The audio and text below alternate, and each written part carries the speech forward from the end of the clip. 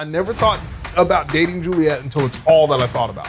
So it's November of whatever year that was, right? And Juliet came out and did the audit. And so she purposefully left without saying goodbye to me. Well, I'll tell you why I did this, because I had gone into his classroom. All his students were in there, and I said, "Oh, hey, Joe," and he goes, "Hello." Now close the door. Because Joe. I know, but that's what he said.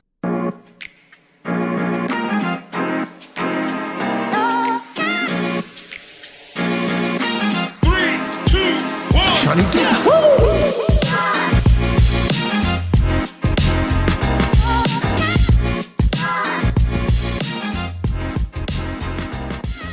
Hello, and welcome to Situaseans podcast. I'm your host, Sean Michael Williams, aka Seanydoo. You can call me Sean, Shawnee, Seanydoo. Does not matter to me. I'm just glad that y'all are here. And I have two very special guests here, all the way from Tallahassee, Florida. Thank you so much for coming on. Yeah, Sean, thanks for having us. Absolutely. So I'm going to go ahead and introduce my two special guests here. So my guests are Juliet and Joe Gerstenfeld. So Juliet is a wife, a mom, a lover of all things Disney. We love that. Aspiring furniture repurposer, media content creator, and can name that tune in 5 notes or less. Love that. Roller coaster expert, Broadway show lover, ride or die for Amazing Race, and passionate about experiencing life. We love that. And Joe is a devoted husband, father to his wife Juliet with 2 kids. Jake is 16 and Jessica's 7. So Joe has a BS in social science education and an MED in instructional technology. Go all the way the fuck off. We love that. After years of training and management in the state of Florida, so Joe is currently serving as a program manager for a statewide fatherhood initiative. We love that. When not working, Joe is an active scout leader for both of his kids, and he prides himself on spending time with the kids, always being ready to binge watch any shows with his wife and cook for his family. We love that. Thank you. We do. We're Go very appreciative. all the way the fuck off. Well, man, your description was so fun, and mine came off so business-like. That's such I was gonna change it, but we'll get to that. Well, then when I heard yours, I'm like, oh man, I'm way more fun than just my degrees. Yeah, You are. Yeah. We'll get to that. Yeah. No, like I really love both of your energy and just, first and foremost, I'm just so happy that you all had time to stop by the podcast and come on here and and braving it out during this, Chicago kind of, where is it? Tundra, cool weather tundra. 37 degrees. Compared to Florida, it's cold, man. Yeah. Sean, we're so thankful for you having us on your show because absolutely we're ancient compared to your other people on here. So we're just, no, you're not ancient. Stop. We're ancient and we're married, but we have lots of stories. So we're excited, but we're thankful that you're here, that we're on here. Absolutely. Yes. And again, we always record in a time machine. And so right now it is, middle of April, but hey, at the end of the day, I'm just glad that you all are here. I wish that you all had brought some of that warm Tallahassee, weather up here, but it's okay. Me too. 37 in the morning, only to go up to 45 in the middle of the day. Right. Yeah.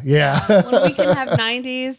Yeah. But it's a good visit. I mean, Chicago's, cute. Yes. It was a good visit. It's a good visit. All right. Yes. And so, and actually, Juliet, you and I met at Podfest 2024. So shout out to Podfest. Go all the way the fuck off. Podfest. Yep. Yeah. That was a great time. That was really cool. Even just learning from you and, just there's so many podcasters out there. Oh yeah. It's just really neat to see how far we've come. Absolutely. To the time where our grandmothers didn't even have a refrigerator, or some of them didn't have cars, and now we're doing all this, it's just it's really neat. And just being able to communicate full messages in a living room. Like, Exactly. It's amazing, man. It's really something. Right? Technology. Wow. Yeah. Yeah. And I just love how it just, brings us all together, you Right. know? Like, Yeah. Right. There's definitely something for everyone. Mm-hmm. Like any kind of podcast, any kind of vision that you want to see, like it's out there. Like, It is. They were all at the podcast festival. They're all at, all these different forums that we go to. Like it's really yeah. neat. I hope I get to see both of you at Podfest next year. So, yeah. You'll be there? Yeah, I'm Okay. planning on being there. Okay. Yeah. Yeah, as long as we got coverage for the kids, man, we're good. Yeah. That's why Juliet went. I was watching the kids, man. Yeah. Yeah. You are husband of the year. Love it. Bro, I love it, man. I love it. I'm very appreciative. Yeah. And you all are just so beautiful and just, hearing, I remember when you and I first met at Podfest, you were telling me so much about your husband and your kids. I was like, oh my goodness, I cannot wait to meet your husband. So when you had told me that, you're both going to be in town, I'm like, yes, yes. Well, Situation, I couldn't wait for him to meet you. So I was like, you got to meet Sean. You got to meet him. He's so fun. Thank you. So Thank glad you. we're here. Absolutely. Absolutely. So you all know what this podcast is about: dating, relationships, mental and emotional life experiences. Ooh, fucking we. We go through so much in life. And yeah, also we got us a listener submission, kind of talking about someone stating that they want casual, but yet they, want a wife and kids and all that stuff. So it's like, okay, if you want casual, but you also want a relationship, okay, like which is it? Like how are you? It's all about how you present yourself and how you communicate on these dating apps, because being misleading, I think that's probably the one reason why a lot of people are frustrated on dating apps, because people are saying one thing but doing another. So, Right. And I'm sure like even in some cases with like your single friends, I'm sure like your single friends are like, oh my God, the dating market right now these days. Yeah, it's some wild stories for sure. Yes. So we're definitely going to unpack it, and I'm hoping that we can solve dating by the end of this episode. We can. I'm up for the challenge. Yeah. I don't know All where to right. go, but I'm here for it for sure. Yes, absolutely. And I have a beautiful, like a married couple here, so I know we're gonna solve it. I just know it. I have a feeling. Let's get it. We have a decade. Let's get it. We're ready. Wow, a decade. A decade. Go all the way the Yes. fuck off. Y'all gonna hear me say I that like did. this. It's a true story. Actually, a decade. I'm sorry. A decade plus 4 years. Yeah. Oh, that's right. Yeah, So for 14 dating. years. Yeah. Yeah. We've been Wow. together since 2010. Yeah, since 2010. Yep. Wow. Married for 7 years. Yep. Yep. All right. Yeah. So we have a lot of history. I don't know that we'll be able to unpack it in an hour. Sean, we might be here another 3 hours. If that's okay. Yeah. But we're gonna solve it by the end. Absolutely. And we also, we're going to be talking about, like working hard to, make your dreams a reality, and, waking up like that inner spirit in you and manifesting that greatness and like that power within yourself, because you matter. We all matter. We all have stuff that we go through, but it's all about, that journey. Is all about what we do with our past experiences and how we can, make a positive impact on not only ourselves, but the people around us. So, Yeah. Yeah. So, We're ready. Absolutely. So and also subscribe to the patreon.com/Situaseans podcast. If you want to get all the behind the scenes content, now I have Situaseans Raw, where I give you, weekly updates about stuff that's going on in my life and stuff like that. So get it all there, and dating app reveals and screenshots, all the good stuff. So go there. All right. Sign up for the Patreon. So I was going to say, whenever I have guests on, the listeners always want to know, well, what's the relationship status of like the guests that are on? So we kind of already, Got that have one that. covered. So Yep. 14 years like that you guys have been together, 10 years as a married couple. 7 Yeah. years as a married. 7 couple. years. Yeah. Okay. 10 years dating. 10 years. 14 years knowing each other in total. All right. Wow. Yep. It's like I love that. That's almost half my life. That's good stuff. That's awesome. See, that's I'm only 32, but yeah. That's we're awesome. ancient. So But close. that's okay. That's okay. Because we're ancient, we have stories. We have a Yeah. lot of Yeah. experience. A lot of stories. And like honestly, like you both don't look a day over like 32, like 31, like 30. Like come on, like Oh. 20s, Like, come on now. Much appreciated. Like, whatever you all are doing to like look so young, please share the wealth and knowledge so that I can like look as graceful as I do, as you all do. So laugh. Laugh and Okay. fight sometimes. Yes, laughter. Yeah. And fight sometimes. And fight sometimes. Yeah. Yeah. No, it's cardiovascular health. Sometimes when you get those fights in, true story. Yeah. That's what the doctors say. Yeah. Wow. Because you don't want to be too stressful where like you're anxious, Mm-hmm. where like it prohibits you from acting. Yeah. Like you just want to get your stress levels up so where you like can use it for good. Absolutely. Yep.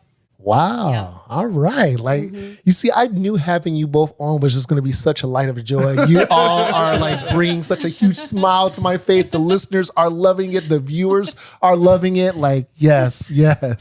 We'll have your viewers laughing by then. go. Yep. Yes.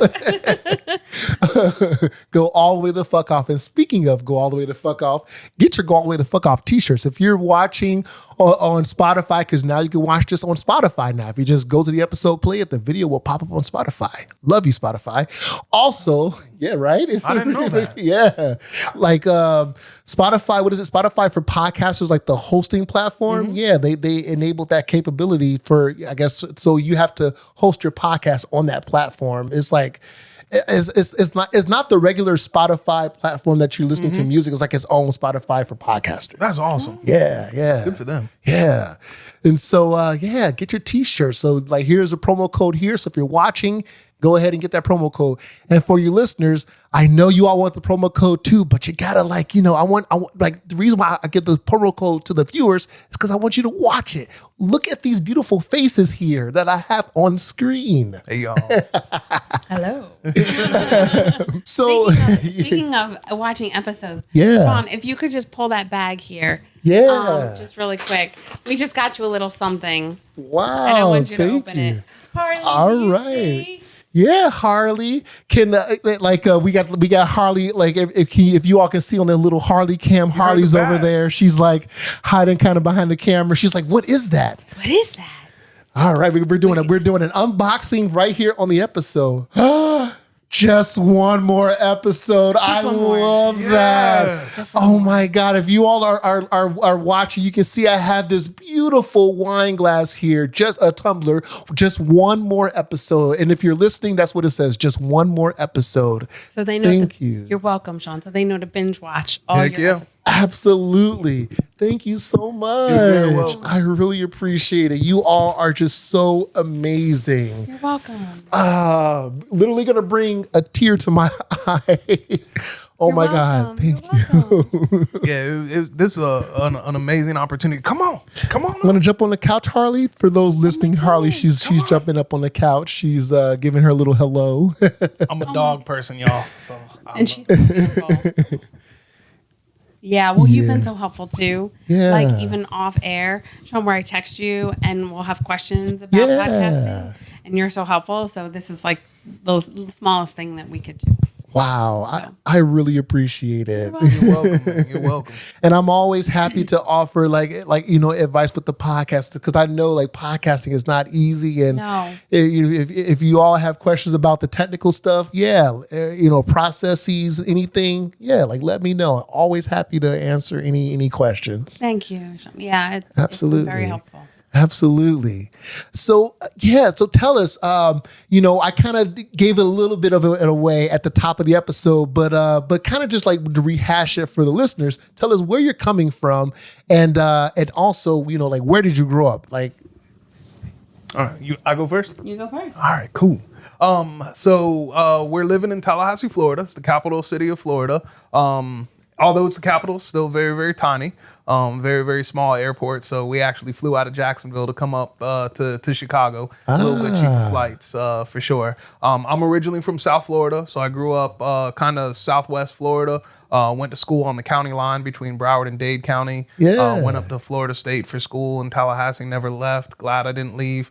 Stayed for my wife. Or met my wife. I actually stayed for an ex-girlfriend. And my present to her at one point was a cat. I got to keep the cat, get rid of her. So it worked out in the end for all of us. And yeah, that cat, it was funny because when I got her the cat and I thought that like her and I were going to be together, I actually said, there's a chance that this cat is going to meet my children. And the cat did. And she didn't.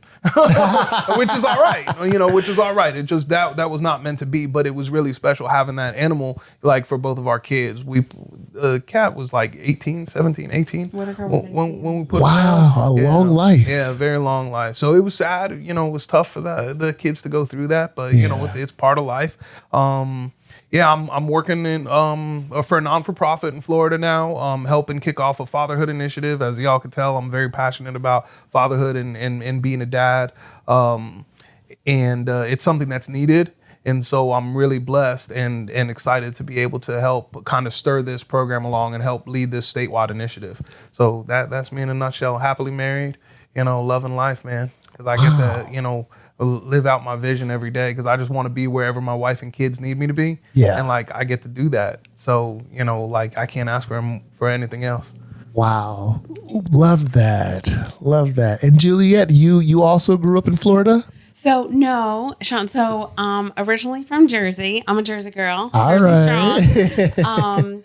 And very strong. Very strong. All right. And went to school, little school, Westchester University outside of Philly. And then graduated, came home, worked at Walmart for a little bit. And then at the time, my sister was moving down to Florida, to Jacksonville. And so I was like, well, let me go down. She's down there. I'll go to Gainesville, thinking I was going to go back to law school. Well, that didn't happen because then I had my son, and kids are expensive. They require a lot of time and a lot of money. And so I went back to school for my master's. And then after I graduated, ended up applying everywhere and ended up in Tallahassee where I met Joe. Yeah. And now we have our son and daughter. So now it's the four of us, in Tallahassee. And, Tallahassee has been great. It's a great family town, but we're ready to, he's from South Florida, right? And I'm from Jersey. And, I love food. I love culture. I love diversity. I love all the things. Yeah. And, even, since COVID, everything shuts down at, 8 or 10. And I'm not a huge partier. I don't need to go and drink or whatever. I want to go and maybe even have a nice cup of coffee and just stare at people and, talk about people and, just be able to do that. And I can't really do that here in Tallahassee. So we're going to move and, to Orlando.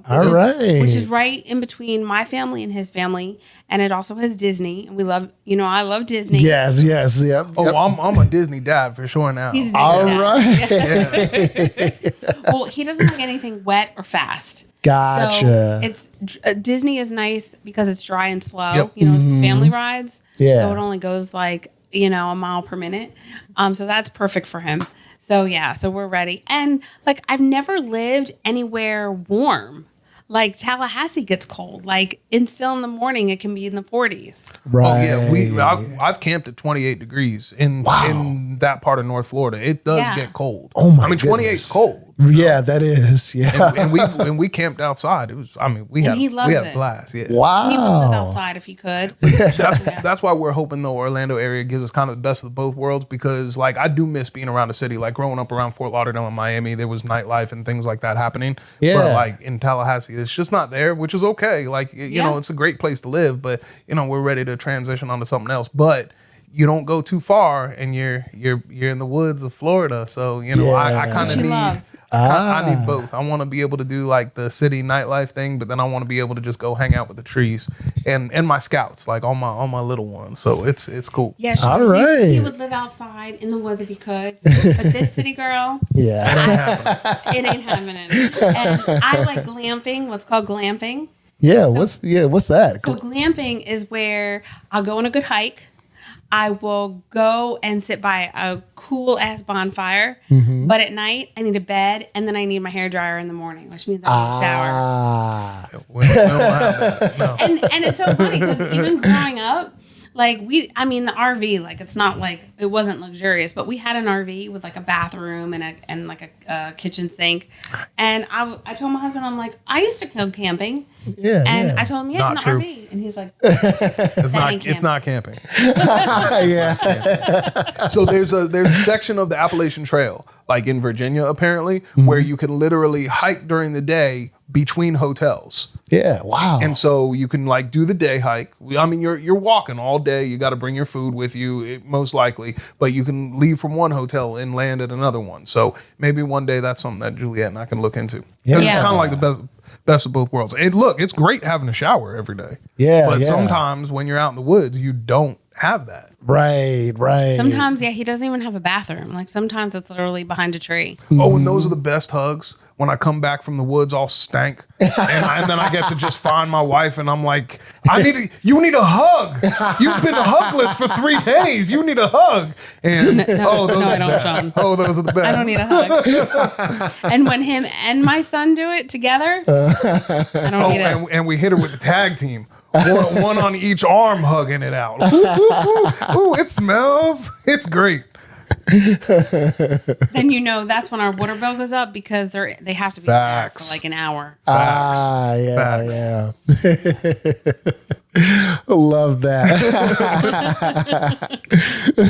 So even though like you both are married, so tell me, like, what are your thoughts about the dating scene in your city, just from like what you've heard from your single friends, and also do you think it's unhinged, or do your single friends say, it's good dating down here? Like, what is it like down there?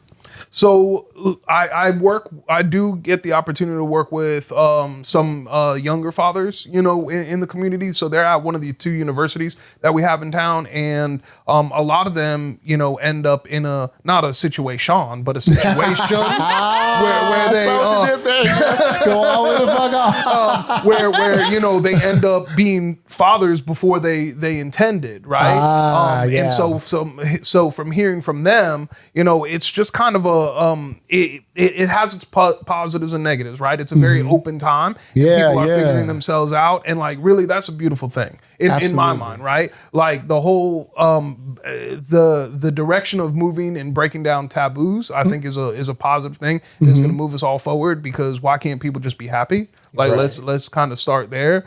But then it's also where some of the relationships can end up just so empty because it's attraction or it's all sexual, and so the deep connection that you feel is no good, because like there's a stigma, right, that like your best sex life is like in your 20s or in college or whatever, and if that's the reality, then you're doing something wrong, right? Like, exactly. I mean, you're just doing something wrong, because to have that kind of like sex life with a deep connection with someone, it dominates, like it kills, man. Like it's so much better to have the connection with someone, from my lived experience and from what I've heard from other people, once they get out of they're more like promiscuous, free, whatever phase, unless that's really them, right? And it's not just like something that they're doing just to kill time or to be young and to just like fit this stigma, right, that's out there societally. But for the most part, like you just, cut loose and have a good time, but do it with someone that you love. Like it's a totally different vibe. It's a totally different feel. Absolutely. So that's from that. And then from our friends who unfortunately or fortunately, I guess, got divorced, there's not a lot of, still a lot of hurt. Yeah. So like their dating life is like them hurt, dating other hurt people, and the relationships just end up fizzling out. Like they don't really go anywhere, from what I've seen in our community, right? I don't know what's going on in other communities in the nation, but that's just kind of like a gist of what I've caught wind of. I feel like I see the same thing and hear the same thing. I think one of the big things that I feel like we hear is, I'm working on some things. Typically from the men, I think the women are the ones saying, I'm waiting, like for the other person to work on some things, where the man is like, I'm working on some things. And so that, says like, you got walls up, like you still got walls up if you're working on some things. And maybe you do, maybe you need to work on some things, but that's where I think that the relationship stops. We're like, they're good enough to date on the man's side, but not to go further. And on the woman's side, I think it's more of, I don't want to be lonely. I don't want to be alone. Like I need help, having, kids, being a single mom. I want, just the help. And it doesn't have to be financially. Could be like just emotionally, because I think just thinking about the women that I know that are single moms, they can, do all of it on their own. Financially, it's more of like, hey, when my kid is having a temper tantrum, I need you here to like help settle it, because, a mom's voice in my household, I feel like my voice is different than his voice. It's just that man voice where like, it's just they act different, Right. And I'm like, who, what? I just said the same thing 5 times. And it's the same. It's sometimes I just repeat what Juliet said. Yes. It's just different. It's different. Yeah. Adam's apple is a superpower. Yeah. And in some ways, no, it really is. Yeah. It can command attention in the room. Just this morning at the meeting that we were at, it was, I think it was mostly women just kind of talking about like what we need to do to move forward. And I was listening. I just walked in the room. Good morning. They were trying to bless the food. Yeah, before we ate it, and so they were discussing like, how do we get to bless the food? Like, wait, what are we gonna do? And I'm more an amen type of person. Like I'm not necessarily leading the prayer, but I'm all for it. So I just shut everything down because I have bass. They needed in my help. voice. Yeah. And so I just saw an opportunity. I'm like, all right, well, we're ready to move forward now. The eggs are definitely going to start getting cold soon. Yeah. So let's do what we got to do to move forward. So just stepping in. But I've done all sorts of. I'm preparing for a talk that I'm going to be doing within my job. And like when I say that Adam's apple is a superpower, I learned that from the folks over at Data University. So shout out to Data University over in Philly. But the Adam's apple, the reverberation, it's actually easier for kids to hear the enunciation of A, E, I, O, and U from a father's voice and a mother's voice when they're developing, because the bass actually permeates the embryonic fluid more deeply than the internal voice of their mother, where it comes out more gargled, coincidentally enough. And so that carries on.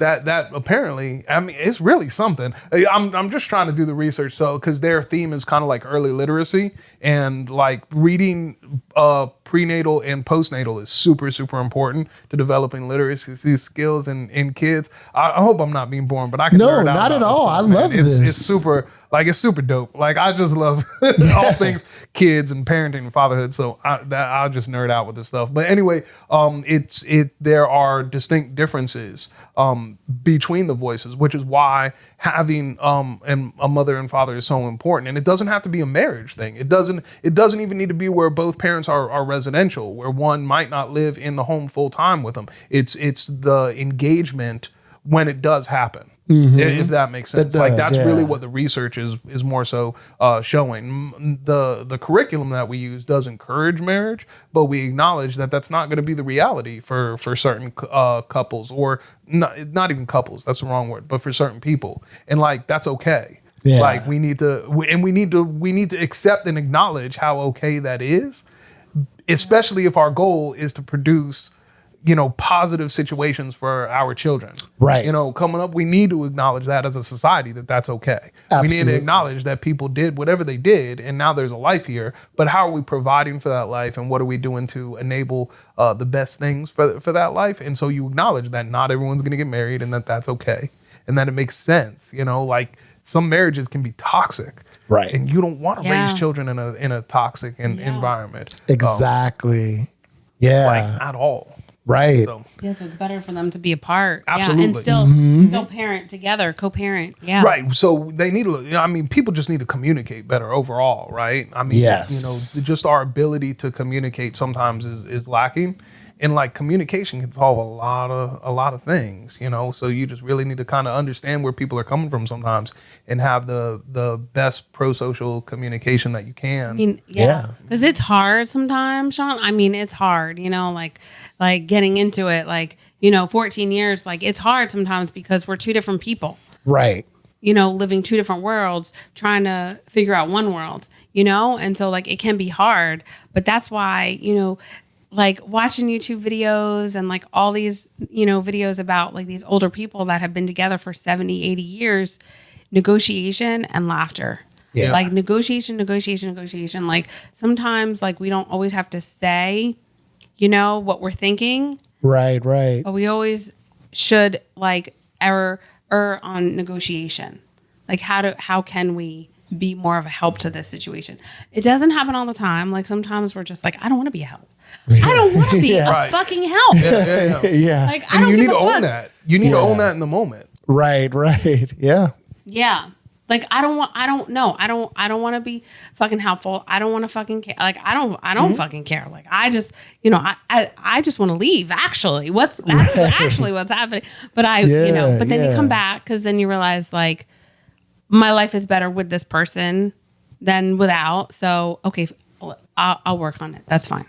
Absolutely. Yeah. It's like finding like that middle ground for sure. So maybe like it would help, Sean, not just for like the audience, but for you as well, maybe unpack us a little bit, like in our relationship. Because when we started being friends, so the first night that we met, can I just go off? Absolutely. Yeah. Tell us. First night that we met, we ended up going out dancing with friends, like mutual friends. We just ended up at a club just dancing. Nice. Right? And I'm just like, wow, this good looking chick is dancing with me. Like, this is great. 2 weeks later, when we met up again, I found out that Juliet had a kid. So that's Jake. That's our oldest. Now it's our, but it was just hers. Yeah. And so it was the week prior that she found out that I had 2 cats. So meanwhile, here we are starting off our friendship, and I'm thinking, no one's ever going to want her. She's got a kid. And I'm thinking, who is ever going to be with him? He has 2 cats that he sleeps with. No. That means there's hair on the bed. That means like he's married to these cats. How can he ever have and it's just wild. So then we have our friendship, right? About 4 years, right? Till we started dating. But wait. So just Sean, just to back up real quick. So, so we're both Jewish. So I literally met him like a week after I moved to Tallahassee because the synagogue offered free daycare, and I'm like an hour to myself. Yes, that's why I didn't know she had a kid, because he was off in childcare. He was right. So the rabbi told the program director Heather at the time, "You need to set them up," because we were the older of the single people. We were the older of the young single people. Even I was in like my early 20s. No, you were so older. Because they were younger than you. Yeah. That's and wild. What a world we live in, where like you're early, your late 20s or even early 20s, you're old. Yeah. Sometimes I'll hear stories, Sean, and I'll just be like, what? That's really how it happened? Oh my gosh. Like I'm 40 and with my early dementia or something like that. And I got 5 years on him. Yeah. Yeah. I'm younger. I'm 5 years younger. My mom is so funny. She's like, you're such a cougar. But anyway. Yeah, and see, I thought you were younger. Oh, thank you. See, like, I just want the fountain of youth, but help me find it. But I digress. Go on. My grandma, my mom's mom, she looked young up until the day she died. But anyway, so so Rabbi told Heather, like, go, just have them hang out or whatever. So that's how we got together that one night dancing. And then it was so funny because we became friends, and there were these women at the synagogue that adored him, and they would like come and sit down with us. And I would, after they would leave, like, cause they would come to hang out, like want to hang out with him or us or whatever, cause we were good friends. I would say, Joe, why don't you go out with them? They're so sweet. And he'd be like, oh no. I wasn't open. I wasn't available for a relationship. Yeah. At that time, I wasn't on that. Yeah. Well, and Sean, let me tell you, like we were just friends, so it like didn't like piss me off because we were just friends. But like he would take these calls and they would be like 3 seconds, and he'd only say like 2 words, and then he'd hang up. And I'm like, I don't like, this guy is so weird. He's confusing. He's probably part of the mafia or something. I don't know. Because like he does these like 1-word answers. So yeah, but we were just friends then, so it was totally fine. All right. Wow. So, Love that. Yeah. So we tend to go off on tangents, but yeah. Oh, no worries at all. No, like I love it. Trying to improve your skincare game. Guess what? I got a little something for you. You can improve the health of your skincare with the Vogue approved. Yes, you heard that right. Vogue as in Vogue magazines, the models. Yes, that Vogue. The Vogue approved beauty product, Herbal Face Food, the most potent anti-aging, multi-correction skincare product on the market. Yes. So hit that link in the show notes or video description and use our code SPHFF to get 20% off at checkout. Visit herbalfacefood.com to get started. That's herbalfacefood.com. All right. And use code S as in Sam, P as in pineapple, H as in Henry, F as in Frank, F as in Frank to get 20% off at checkout. That's SPHFF to get 20% off. All right. herbalfacefood.com. Okay. Y'all got the hookup. So let them know that Situaseans podcast sent you. All right.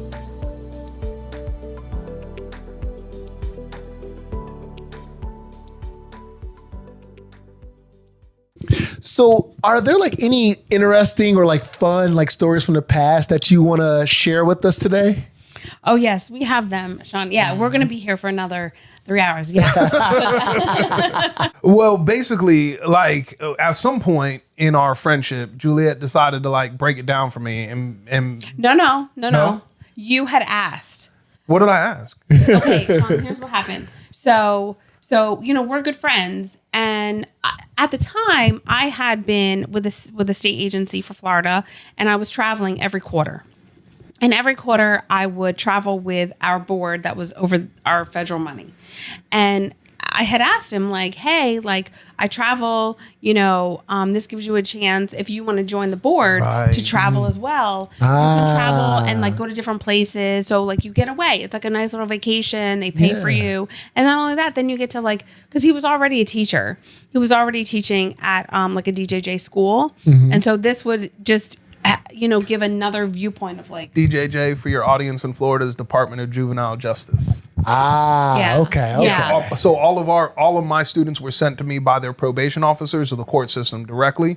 Mm-hmm. Best job I ever had. Wow. Really, really stinking hard. Yeah, I can imagine. But like, wow. Great freaking job. I loved working with those kids. Wow. And they remembered him for years after. I mean, some of them still do. And that was like right out of college, man. I was like 24, and some of these kids were 18, double my size, self-medicating with different drugs. We were in a community-based program, so they went home every day to the environment that kind of fed the trauma and the need for kind of some of their behaviors. And man, it was tough. No summer breaks, no spring breaks, as most teachers get in the public school system, because these kids needed constant supervision. They were with us from 7 in the morning till about 6 at night when they went home. So they got meals through us and stuff like that. And it was just a great job, man. But it was tough. Wow. Yeah, it was real tough. Yeah. But it was great, man. I loved it. You're literally doing the Lord's work. Like both of you, actually. Bro, I both love of you are that doing job. Yeah, thanks, Sean. Yeah. He really loved that job. And the school would end and then he would go home and do more work because he would figure out how to bring the knowledge to the class in a way that they could receive it. Because when you have so much trauma, like your brain is always going.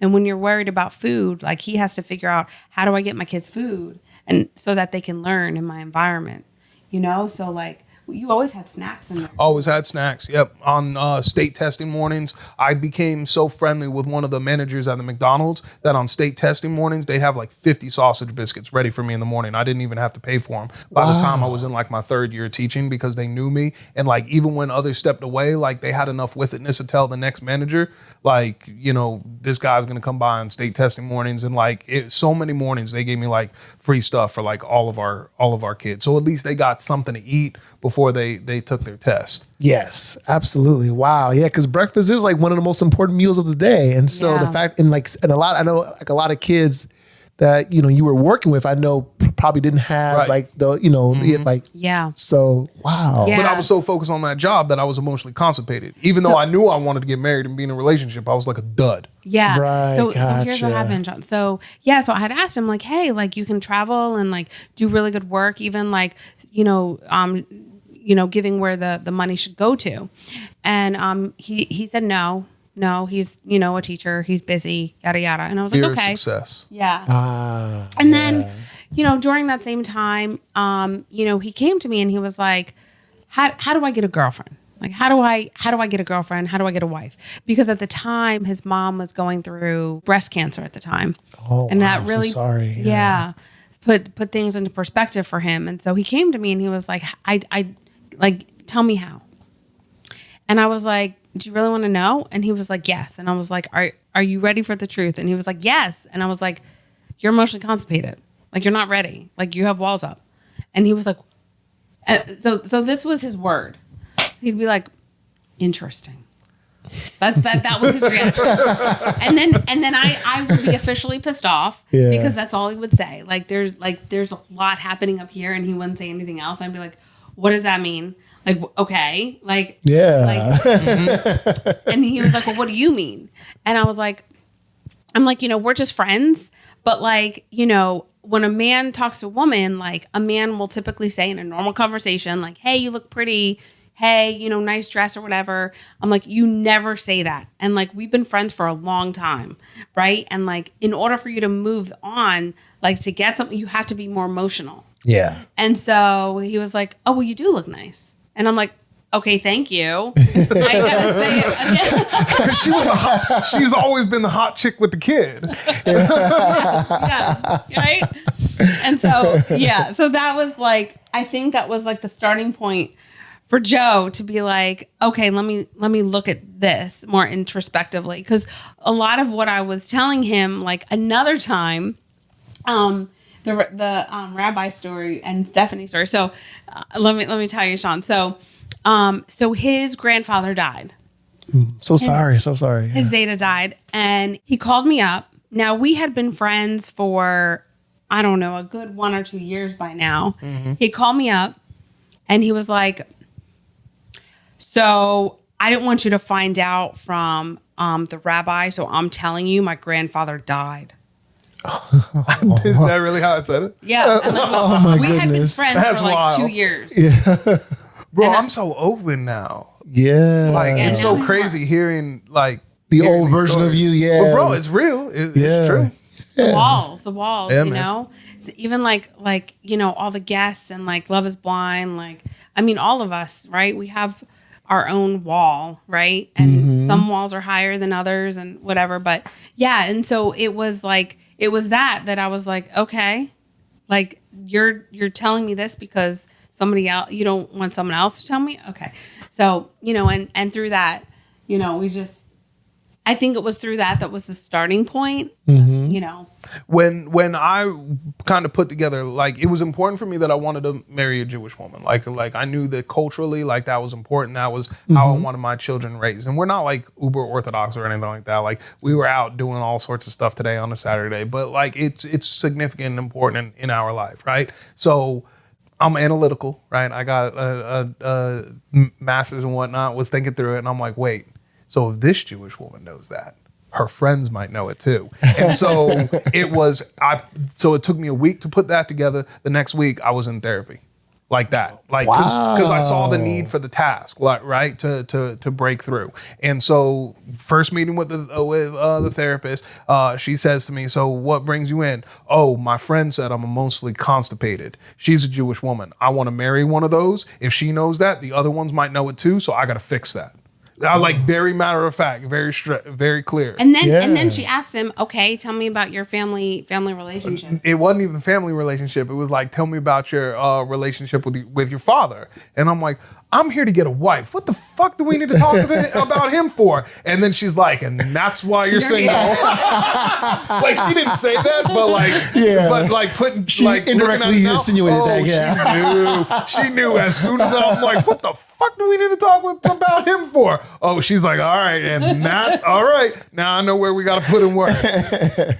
But yeah, like, I saw it. I think at that time I saw it as a task, but like, I got put to task, and now, like, I can talk about anything. Like, I teach my son, like, never trust a guy who doesn't cry.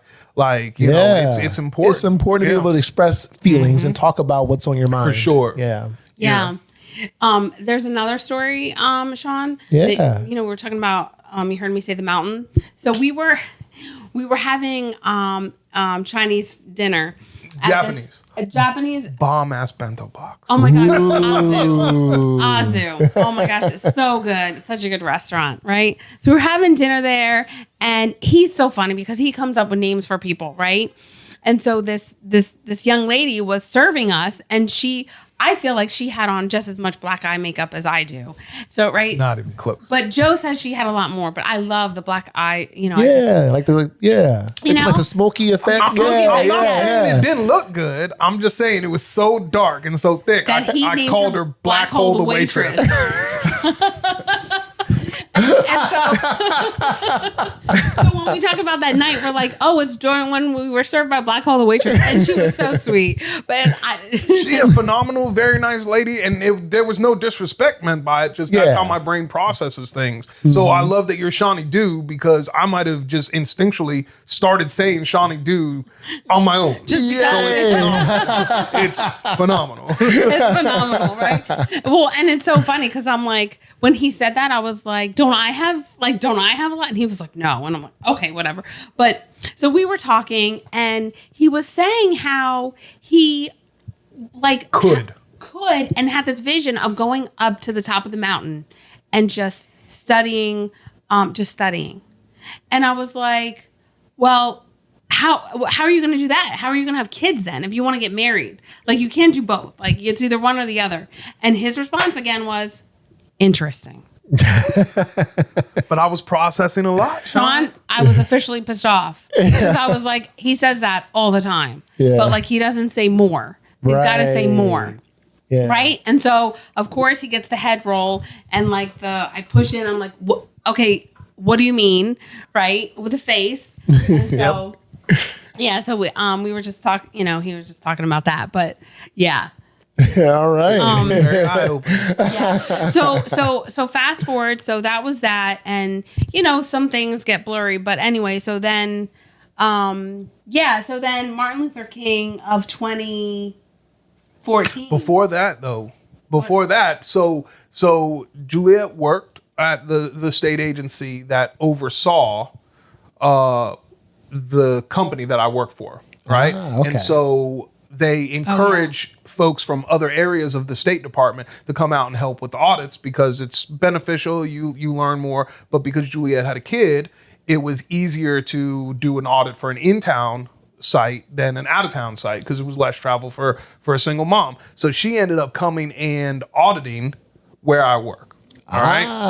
At that time, women typically being ahead of men, right? She was like telling one of the women that she works with. So I think, my friend Joe, he works there, but I think he's interested in me because from my recollection of things, Juliet had gone back and forth. Yes, I could date him. No, I can't date him for like the 4 years of our friendship. Like she really thought about it. I never thought about it. I never thought about dating Juliet until it's all that I thought about. So it's November of whatever year that was, right? And Juliet came out and did the audit. And so she purposefully left without saying goodbye to me. Well, I'll tell you why I did this, Sean, because I had gone into his classroom. All his students were in there. And I said, oh, hey, Joe. And he goes, hello, now close the door. Because Joe. I know, but That's what he said. At the time, I was in teacher mode, and nothing broke me from. That's teacher what he mode. said. Oh, wow. He said, hello. It wasn't even my name. Hello, close the door. But I did the same thing to my executive director. Like, don't. But I didn't know that. Don't interrupt. I didn't know that. Teacher. Right. I was like, my friend is saying this to me. Oh, heck no. Right. But it came from a good place. I'm gonna go. These kids thrived with consistency, and they always They knew what they also were gonna get thrived with me. when they saw me say hello. So then she goes away, and I'm already back in teacher mode, right? After she leaves, and they're like, "Mr. G, that's your girlfriend?" I said, "No." They're like, "Y'all are you and her are not together?" And I'm like, I never thought about dating her, but then once the thought was there, I was like, "Oh, okay." And then she left. Yeah. And I was in the office and I saw her leaving and I was talking with one of my coworkers. I'm like, hold on one second, man. So I go outside. I'm like, what are you doing? He's like running up to the car. What are you doing? You don't come to someone's house and leave without saying goodbye. Like, this is my house. Like, you got to acknowledge me in my house. Like, you got to say goodbye. And she's like, all right, I'll say goodbye to you tomorrow. And I'm like, all right, thank you. Have a good rest of your day. And I go back in the building because I got to grade papers and mess with the kids or something like that. Meanwhile, she gets on her cell phone, calls up her girlfriend over at work. Oh, girl, he's so into me. But I still didn't know. I still had no idea. It took until December. FSU, I'm an FSU alumni, go Noles, are in the national championship game. Juliet's in New Jersey visiting family with Jake. And we're talking and we're talking and we're talking and we're talking. And the national championship game that FSU won, the national championship, is about to start. And I'm just like, hey, the game's about to start and it's great talking to you, but can we talk later? Like, I'll give you a call later. And then she hits me with this one. You promise? And because I was like, we just need to like either do the thing or not. And so now I'm sweating. Nervous, like, because she hit me with the voice and with the now I gotta actually back up my actions and everything, because at this point I'm trying to filter through things in my head and figure out what's going on. And I'm like, Juliet always says women can operate several apps at a time in their head mentally, but guys have 3 apps, and she had all 3 of my apps firing, going crazy, right? I mean, fired up, dude. I'm lost. And so and I'm like, yes, I promise. She said, okay, enjoy the game. And then hangs up the phone, and the voice got a little sensual, and I don't know what to do with myself now. So a good friend of mine, she was over to watch the game. Several of us were over at my house to watch the game, and she looks at me and she says, "What was that?" Because she was close enough to hear Juliet on the phone, and I'm like, I don't know. That's just how she talks to me now. I don't know what's going on. Can we please just watch the game? And then going into the new year, I'm like, golly, I'm obsessed with this woman. Like, I gotta ask her out. And then finally, through some processing, I ask her out prior to MLK, with that Monday that we're gonna be. I asked her out that Friday or 2 Fridays before or something. So he asked me out, Sean, and I'm like, yeah, sure. Like, yeah.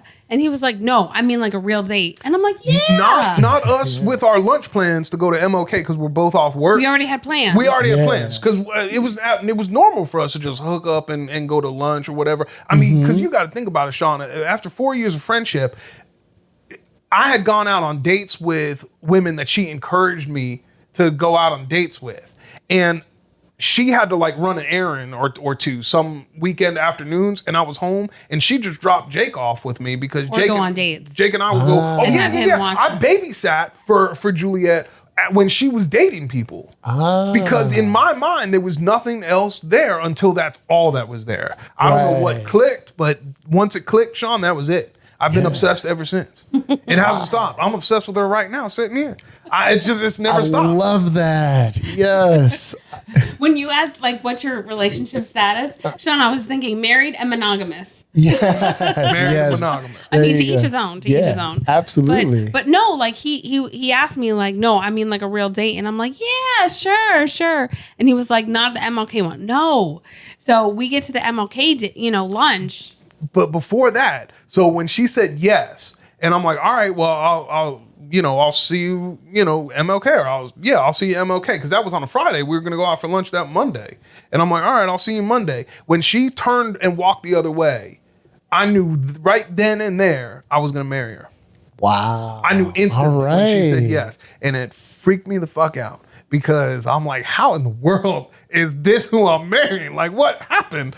Like, I made a list. I wrote the list. I prayed over the list and everything. Yeah. And I went back and I read over the list that night. I ran to back to my house. I read over the list. I'm like, okay, yeah, she's that. And I'm like, but what about all the other things? And I guess it was my fault. I didn't tell the universe. I wasn't more specific, so it was what it was. But yeah, it was great. But I knew instantly, man.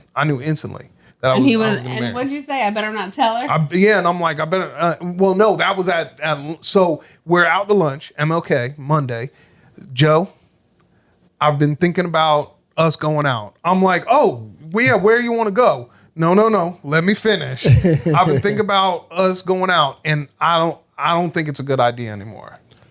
Oh no! Broke up with me before and now I'm like, hold on, what? So I'm just like, God told me I was marrying you. He didn't tell you? He didn't say that. That's what I'm thinking in my head. So Juliet is now describing things to me, explaining things to me, and I'm having the whole conversation in my head. I'm not listening to her. Because I'm like, Joe, you're my only friend here. Like, you're a really good friend. I don't want to lose you. Like, we're really good friends. Yeah. But was your response interesting? No. Good call. No.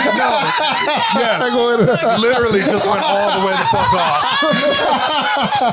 So no, at that point I was speaking, right? I was talking more, been through therapy, been in friendship with her. And so she went off on not went off in a bad way, but described all the different, I'm worried about this and I don't want to lose you as a friend and this, that, and the other. And I looked at her and I'm like, well, I've been thinking about all that stuff too. Then attitude, Jersey attitude. Well, I didn't know that. and so I'm like, no, you didn't. And you explained it to me. And now I just said it to you. So this is a great start to our relationship. High five. And so now she's giving me a dirty look. She high fives me over the table. Sean, I was like, not for real, but I wanted to punch him in his face.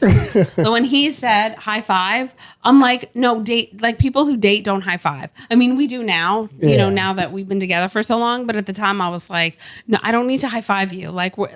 It's supposed to be like, if you want to date me. And meanwhile, he's like, by this time he had said, like, I care about you and I really love Jake. Right. I'm like, at the end of the day, right, I care about you and Jake a lot. And I did not make, and I've been thinking about this for a while. It had to have been November. I started thinking like something might be there through December. And then it took me to almost mid-January to actually ask her out. So I'd been thinking about this for months. And like I had already gotten my affirmation. Like I already knew what was going to happen. Right. Yeah. I wasn't sure how it was going to work, but I knew it was going to happen. Like I really felt like I knew it, and I was right. Like we're here 7 years later in Chicago, like balling out. So clearly I knew. But I'm like, no, I care about you and Jake, too much to have not thought through this. And then okay, well then we'll still have a date. And I'm like, we have to because you're gonna marry me. That's what I was thinking in my head. So it must have been like 2 years into our marriage when I'm like, I need to tell you something. Like, I knew you were going to marry me, like, after you said yes to dating me. How did you know that? I broke up with you before the relationship even started. I'm like, I just knew. I knew. It was just clear. I don't know how, but I knew. Yeah. Wow. And, she did not. Yeah. And, Sean, you could stop us at any time, please. Like, oh, no. Continue. Okay. Yeah. Because so then we got together, right? So now it's the start of like, this whole new thing, right? And so now, like, our walls are like, our walls have to come down, right? If we are going to be in this together, right? So do they come down? Do they not? Do they get shattered? Like what is going to happen, right? And yeah, so we start dating, and I had already actually been in therapy. I started therapy when my sister said she was getting married, because I was like, I want to go there happy. Like, I just want to go there happy for her. Like, I don't want to go pissed off that like she's getting married. She got married at Disney. Yeah. And I'm not. Younger sister getting married before her. Yeah. And so, so I wanted to go and I just wanted a better life for my son and I. Right. And I was like, should I just pay for school or should I pay for a therapist so I could be able to be in a relationship. Right. So yeah, so I was already in therapy, and so we started dating, and even now, like I could get pissed off like 5 times a day where he gets pissed off once in a blue moon, but when more. Or more. Yeah. Where like he gets pissed off like every once in a while, but when it does, he like gets super pissed. Like, yeah. So, and that's why opposites attract, but that's a whole nother story. But yeah, so we were dating, and, my therapist, I would go to my therapist and be like, does he need to come over? Like, I think he's over too much. And she would ask me like, is your life better with him or without him? And like, that's the constant question I was always asked: is your life better with him or without him? Because I'd go in and I'd be like, okay, I need my space. Like, I need my space, because it was just my son and I for 2 years. And boundaries, not only in a long-term relationship, but definitely in a starting off relationship, they're so vital. Like, so for the listening audience, if you know, like, there's a deal breaker, or you know that there's a boundary that you want to set it. Yeah. They're important to have those boundaries established. Absolutely. And so, am I interrupting or am I good? No. So, got to check in. Yes. See what I'm saying? Yeah, I love checking in. I don't want to ruffle any feathers if I don't have to. But at the time, Juliet's boundary to enforce that space was you can't come over on Mondays and Thursdays. Now, I don't know why she selected Monday and Thursday. But Sunday and Thursday. Monday, maybe it was Sunday, but it was definitely Monday and Thursday. And I remember that distinctly because of Monday Night Football and Thursday Night Football. And I'm like, this is going to be the best relationship ever. She literally told me, go watch football, don't come over. And when there's no football, come over. And I'm like, this chick is awesome. This is great. Then about a month and a half into the relationship, it's Sunday night. Oh yeah, Sunday was a no-go too, because you were getting Jake ready to start off school and getting ready for work. So yeah, Sundays were a no-go as well. But that was good for me too, because I was finalizing lesson plans. And so I think Sunday was more agreed upon, where Monday and Thursday was told to me. And then Sunday, we're on the phone. We're dating, so we're talking every day. Small conversations sometimes, but still talking. Mm-hmm. You coming over tomorrow? And now I'm nervous because I know tomorrow's Monday. But I said it like, so. Oh, are you coming over tomorrow? Because just like he was constant, in my space. Mean. Like, we were dating, right? Yeah. We were dating, and like mentally he was in my space, emotionally, physically. Like now he's gonna see all these like private parts of not me, but like my life, how I live, like whether I'm lazy, whether like your routines and everything. My routine, everything. Like he's gonna see this. And so much of the relationship in the beginning was at Juliet's place because she's got Jake was 3 or 4 at that time. Yep. So what are you going to do? You're just going to randomly pick up your 3-year-old and 4-year-old, take them over to... Right. I mean, he's been to my house before, but like, it's a weeknight. Right. You're not taking him out on a weeknight. And when he goes to bed at 8, like, it's... Yeah. Yeah. Well, yeah. Oh, so very... Are you coming over tomorrow? Oh, yeah. And so now I'm nervous. And I'm like, it's Monday. What do I say? I don't want to piss her off. She's asking me because she wants me over. Like I can at least discern through that. And I'm like, I'll come over tomorrow. And I'm like, and so after I said yes, she's like, all right, I'll see you tomorrow. Click. Like just mean tone. And so I'm like, oh crap, what did I just? And I'm like looking at it. I'm like, oh good, I don't care about Monday. This Monday Night Football game. Those are my team, so it doesn't matter who's playing. And then you called your friend Will. Oh yeah, no, but I talked with Will multiple times. My frat brother, Will. I've just, he and I go way back. So at multiple times, I'm like, bro, she invites me over to her house, and then she's just mean to me, and she's just mean. He's like, well, maybe you should stop going over there. Oh, I don't see myself doing that one, bro. I'm gonna keep going. Like, but yeah, maybe one day she just won't be so mean. I don't know what she's got going on. But part of it was calculated. Like, part of it was Juliet purposefully picking fights and pushing buttons and seeing how I was gonna respond and how I was gonna react. And it was definitely for the better. Because it put us in like pressure cooker situations sometimes. Yeah. And so like our relationship was able to maybe grow that much faster. Especially because, legitimately, I got a kid, like it's got to be all right. And by this time, my 2 cats were chilling by themselves a lot at the apartment. So it was, it was going to be what it was going to be. But Shauna, I think like the biggest part, like especially for the listeners, like in terms of moving forward, like those walls, like I was so mean. I'm so grateful for him sticking with me. But I forget what I was going to say. It was just purposefully mean, but not all the time purposefully mean. Yes. This is what I want to say. Thank you.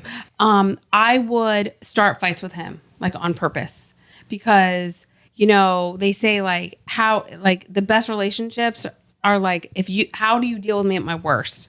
If you could deal with me at my worst, you could deal with me at my best. Right. And so like really like having those, not toxic fights, but like arguments. And like, I mean, sometimes, it is what it is. Like sometimes you have to like leave or, just not talk to have like a cool down. Yeah. But like, having those arguments like is really crucial to the relationship. And, it's so funny because like, we will binge watch Love is Blind. Love that show. Show. And, this most recent season, man, all the men are terrible except for goodness, what's the one like the one guy who got married? Johnny. Johnny, yes. Johnny from Johnny and Jersey. Ahaz. Yep. Johnny and Yes, Ahaz. Johnny from Jersey. Yes. Shout out to Maris because she was one of your guests. That was Yeah. that was a dope interview. Yeah. Shout out for sure. That We was a love good you, interview. Maris. Yes. Yeah. Joe's like, did you know that Sean interviewed Maris from Love is Blind? And I was like, yeah, he's got like Doing your thing, man. It's dope, man. Thank It's you. great. Thank you so much. Yeah.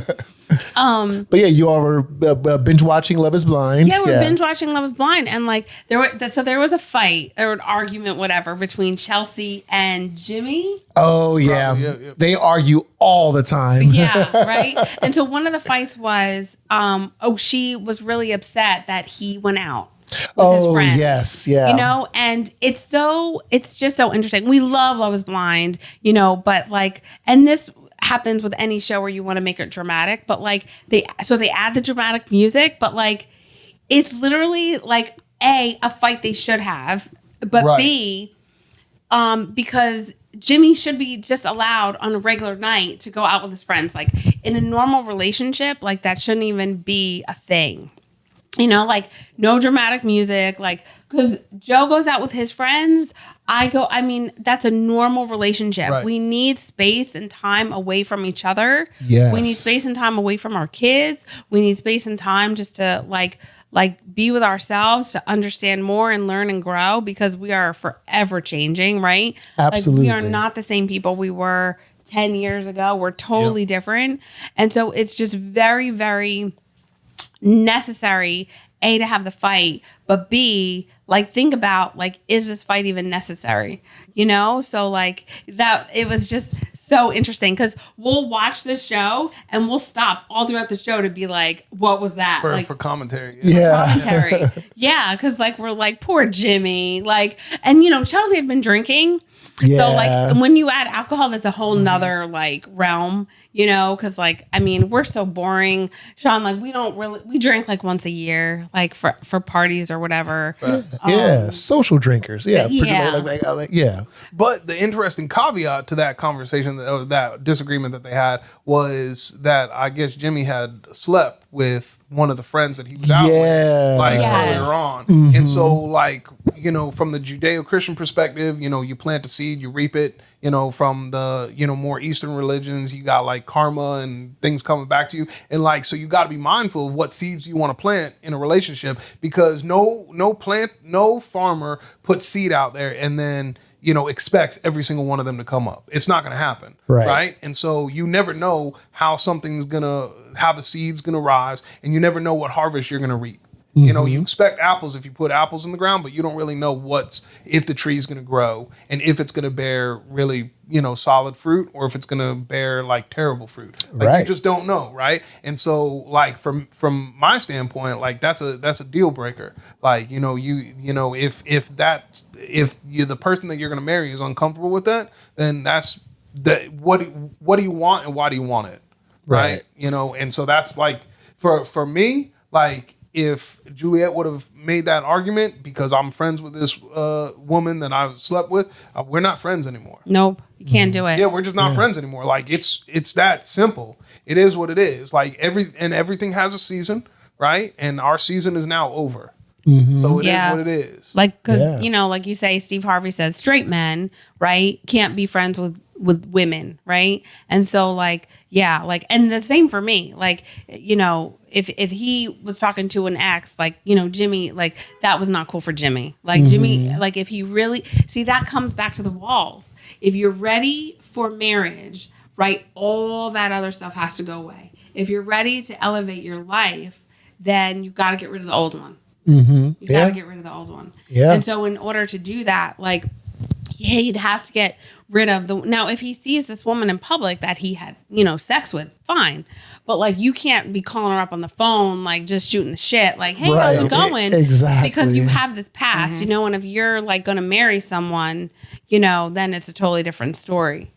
Yeah. Absolutely. Yeah. Because there's give and take with everything, but like, that goes back to boundaries and what are like kind of the non-negotiables. What are those things that are going to be maybe not necessarily deal breakers, but like, what are the boundaries that you want to enforce? Because even like the boundaries that I would say Juliet and I have, even those have some little bend and give to them. Because I'm like, one of the things that I check in with Juliet on, I try to come back to in conversations when we're talking is who needed what more, or who had the greater want, or who had the greater need, who was in need in that situation. Because when you butt heads with each other and like conversations get heated, like someone needed something more than someone else. And if you lose track of that, then that's when the serious disagreements, might happen. Right. You're going to get impassioned about things and talk about things differently, because I think one way about spending some of our money and she thinks another way. And so we might have like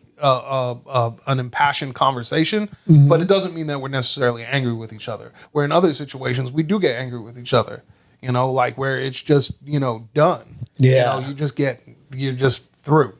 And like, even like leaving, right? Like her and I still don't agree on leaving. Sometimes Juliet needs to leave the physically property. leave the house. And like, that just stirs up stuff in me.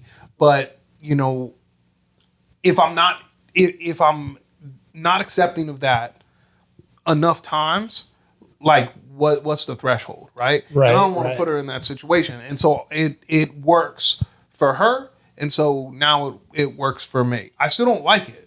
But we can't play devil's advocate, Sean, because he will do the same thing sometimes, or he used to. So like, like he does feel a certain way. But that's where like opposites attract, and like that's one thing. Like if you're out there, looking for a partner, find your opposite, because when you like find someone you're like, then like you can't learn and grow from, right? Because we're opposite, like we challenge each other. And, like we were saying, like we fought because sometimes it wasn't the challenge, we weren't up for it, but we had to negotiate, we had to learn, and so always opposite, because that's how like we learn and grow from each other. So like, I'm like, I go to like when my trauma comes up to the forefront, or when my walls go up, like I just want to like retreat. I want to go away from everything. Where he's the opposite. He like really wants to talk and like talk it through and like say stuff that like just comes off the top of your head. And like I like to be more prepared. Yeah. Not necessarily like to the T, but like I just like to think things through first. So like, it's great that we're opposite that, to where like he'll always, if I don't, he will show up, like, cause like I said, I like to retreat. And so like that opposite piece is so important. Yeah. Yeah. But you gotta link up on the big things. Like, what are the values, right? Because like the way that you act is the way that you act, and your go-to is not always best. Sometimes it is, sometimes it isn't. But like, what are the values, right? The values gotta align. And if the values align, then there's space for all those other things. I'm never gonna be a roller coaster rider. Juliet likes roller coasters. You will have a cold drink on a hot day every time you come off the roller coaster, but I'm not getting on that bitch. It's just not happening. But that's okay. I have my son for it. Right. Yeah, there you go. But again, what's the values, right? What's the values? We got to be there for each other. We got to support each other. I'll go to an amusement park now. You'll never hear me. When have I ever said no to the amusement park? Never. Yeah. Because she likes it, and I want to see my people happy. But like, that's just not my deal, and I find great contentment. Look at that bench. Yeah. Like, benches, man. Benches are my jam. Like, but again, it aligns with the values. So there's space for those things because the values align. You know, like we don't like financial arguments is like one of the leading causes of separation. We don't fight about money because we have the same values. The values are in place. Yeah, this is a good story. Go for it. I don't know what the story is, but I love it. So, Sean, so, you know, like, okay, so who was it where Love is Blind, one of them was sitting on the kitchen counter on like the island, and they were talking. Oh, this is like every season they have a dumbass conversation about money. I think it's dumb because go ahead. Yeah. So they have these conversations about money, right? And they say like, how should we do this? Yeah. And like, if you're getting married in our for us, if you're getting married, it doesn't matter. It's all together. Like, it doesn't matter because once you're married, everything that he owns, like, you know, we're here to, you know, do real estate and all that. And he's literally going to be going into signing contracts for properties without me. Like, it's going to be all him. And that's good because my credit's horrible, Sean. But whatever he owns is mine. Yeah. And I don't make moves without talking to her about it. Yeah. Like, she knows everything that's going on. Yeah. But like, you know, so like we don't have to own each other at the same time. Like, you know, it like, I don't know. So they were having this conversation on Love is Blind and like, what are we going to do? And like, they said to each other, like, you're going to have half and I'm going to have half. Like, we're just going to split it down the middle. And like, when you're married, like when you're legally married, like, you're all responsible for it anyway. So you might as well just go in the thing. Like, you know, especially like if, let's just say he made, you know, 3 times as much as I did. And so he would pay more. No, you're married. And like, so his mom, you know, she does separate, but she can do that. That works for her and, you know, his stepfather. Now his mom's been married before. And so that just works for them. But like, you know, whatever floats your boat. For us, it's together. Like if you're going to get married, we just feel like it should be together because and we know married couples where they got the big pot, all right? And then you get this much amount of money in your account and you get this much amount of money in your account. And then husband or, I mean, it just happens to be, you know, heteronormative. Right. Yeah. In this example, right? Yeah. But whomever, right? So husband gets this much money and he can go do whatever, and wife gets this much money and she can go do whatever, and then all the bills and all the household expenses are paid out of the big account. And that works for them. That wouldn't work for us because it's just money. It's just there. So just go. And I'll go do what you got to do. She asked me one time, you know, I think we need another lamp. Why are you telling me? Just go buy it. Like, well, do you want to see what it looks like? No. Does the light bulb work when you turn it on? Like, go buy a lamp. I don't care if you buy a lamp.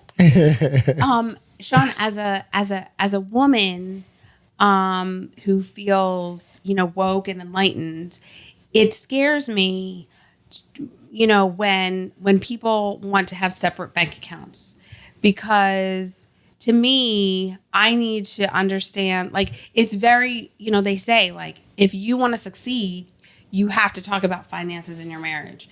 And so, like, if there is some sort of, like, you have this and I have this, then I feel like, and you make more than me, you know, that should not be used as leverage. Oh, that's yeah. Oh, yeah. We are married. We're That's one. a good point. Your money is my money. And it scares me as a woman to think that, you know, that would be like, oh, now I can't, you know, do this, and this. Now, granted, like, I'm not going to go and buy a $500 purse, you know, just because, or like, you know, for whatever. But like, there has to be more openness, and I need to feel like it is free flowing for me, because Absolutely. I don't care if I never work a day in my life. I am still entitled and I still deserve to have full access to all of it. Yeah. Because we all have a role. And if you married me, then that's what should be. Yeah. You know? Yeah. And that's a value piece, right? Because I'm here for all that. Like, because that's a value piece, right? Like for us in our relationship, that makes perfect sense. That she would want to feel that way. And if that's where she wanted to be, and if that's what we agreed upon, like, let's just make it happen. Like, why would I fight against that? Like, it just doesn't make sense. So, like, Juliet had to have been at least a decade, and I'm not even kidding. Like, no, at least 5 years since you've written a check, right? Yep. But there's not one check that's ever been written that she doesn't know about. Mm-hmm. Yeah, he does all the money and all the budgeting. And it's so funny because, Sean, I did all that before him. Like when it was just, Jake and I did all of that. And now, he does all of it. And, between all the different cards we have and everything, like he does all of it, but we talk about it. Yeah. But you play to your strengths. Like people will spend time sometimes in a relationship nitpicking each other at like their weak points instead of just heightening their strengths. Yeah. Like I'm mad organized and I enjoy, making, that's part of my providing, right? I want to be where my wife and children need them to be. So if my wife needs to be at home and she needs me to be working, then I'm going to be working. It aligns with my values. It aligns with like where I want to go, like my vision for what I want my life to be. And this is just something new that came about. Like I turned 40 in July and I'm like, I need some direction. Like I need something. And that's what does it for me. So, all that speaks to our values. It's just leveraging our strengths. Yeah. Like we've gone on some amazing trips, like as a family, just done great things and ended up in Boston accidentally and had a great time when we missed the flight. Just awesome stuff. But you realize you can't go on a trip if you don't pack a damn bag. You can't go on a trip if you don't leave the house at a particular time. Yeah. And That's what he does. that might not happen, but these great trips planned out, here's what we're going to do. We're going to do this. And so getting us to the airport on time is me. And then once we get off that plane, what do we do now, babe? Where are we going? And I just drive. So so funny stories, right? So we were in Tennessee visiting family. My mom got a cabin for my stepdad's birthday. So we drove up there, had a great time. And my aunt, who lives in another part of Tennessee, came over and we were hanging out. And she's like, "Oh, y'all are going out tonight? We get to keep the kids?" I'm like, "Yeah, y'all are gonna have the kids." And she's fired up. She gets to hang out with Jake and Jess. And it's like, "Where are you going?" I'm like, "Oh, I don't know." And then she's like, "What do you mean you don't know? Didn't you ask?" "No, that might piss her off. Why would I?" So no, I didn't ask. And they're like, "So you don't know where you're going? Well, how are you going to get there?" "Oh, she's going to tell me." "When?" "While I'm driving." Like, what do you mean when? How are you going to know where to go if she doesn't tell you? "No, I won't. We'll just be lost. Like, she'll tell me. Like, I'm not worried about it." So I had no idea where we were going or what we were doing. I didn't Until ask. we got there. It didn't bother me. Yeah. What do I need to worry about? Because she's going to be frustrated. Maybe she's trying to surprise me. Maybe she isn't. Maybe she's just in the mood to be controlling. Who cares? It doesn't matter. I'm going out with my wife, so let's just go. Who cares? Yeah. Bro, we drove like an hour away. We had dinner. We saw a movie. Like, you realize there were probably restaurants and a movie theater closer than an hour. But who cares? This is where she wanted to go, so we went. Yeah. It's all about the journey. You know? All about the journey. All about the journey. The best advice, Sean, that I received from my therapist, other than, asking the continuing question of, does he make your life better or not?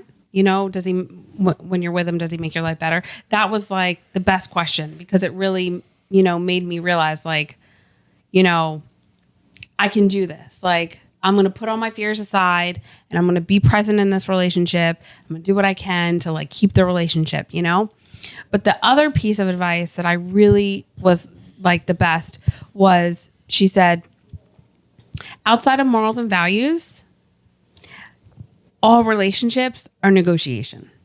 Yeah. So like, obviously, like, right. Like if you're like, I'm not into like, my partner like murdering someone, right? Right. So like, I'm not going to choose them, right? Because that's a value that I have. Like I want them to be like upstanding, Sorry, Dexter. No. Yeah.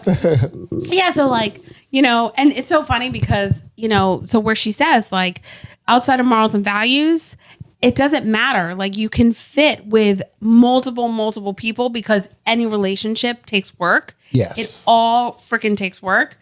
And so Joe says, "Oh, well, then that when you go, to Korea, you'll have a Korean Joe." Yes. But yeah, like it all takes work. And like, when I tell you, like, we just love is Blind because it's just like a relationship show that we think we could help. So like, they just have so many walls up, and that's where we were.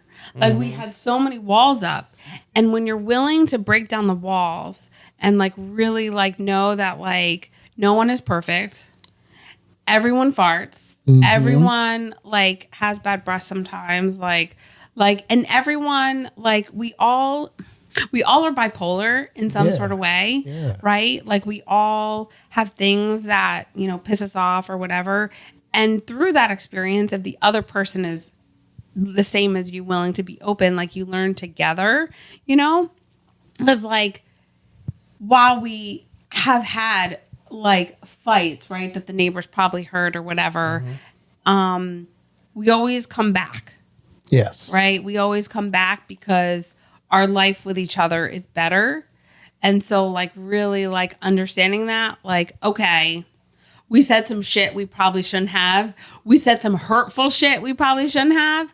But like, how is that going to make me better? Am I going to be bitter or better? Am I going to be forgiving or not? Like, am I going to let this like fester? Am I going to hold on to it?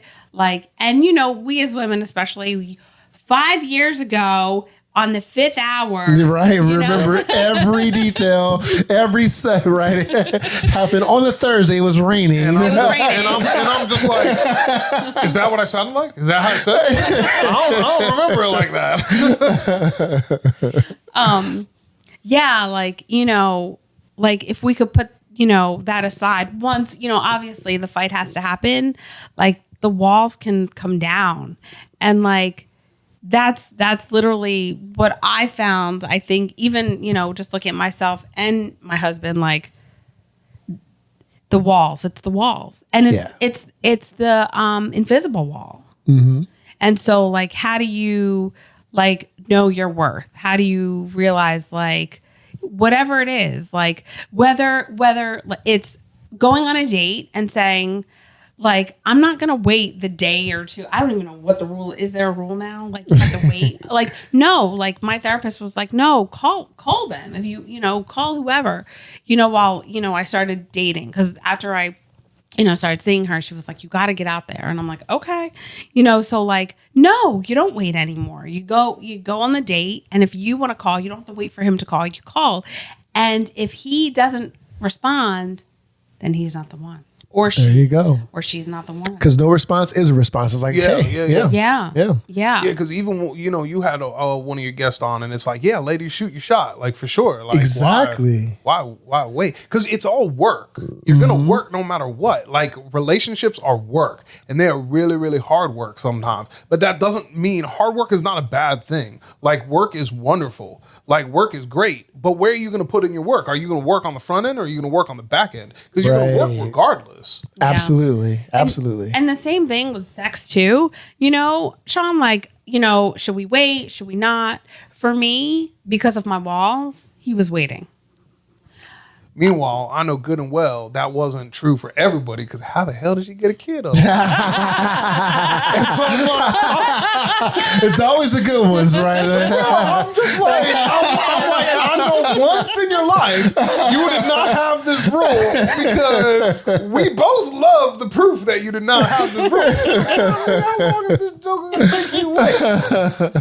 Oh, I made him wait, Sean. I made him wait, but. It was good, man. At the end of the day, it was good, man. Yeah. But you know, for your viewers, like to each his own, right? So my old roommate Tara, she met her husband Ben, and you know, she was in the sorority and he was in the fraternity, and they had sex the first night, and they've been married so long. They have 3 kids, and you know, they just, you know, were living a life. So like to each his own, right? If you know, obviously, like if you already feel some sort of way that, you know, their walls are up and they're not, you know, they're emotionally constipated, then you might want to think about it. But I mean, like if they don't allow you to be you, then they're not for you. Yeah.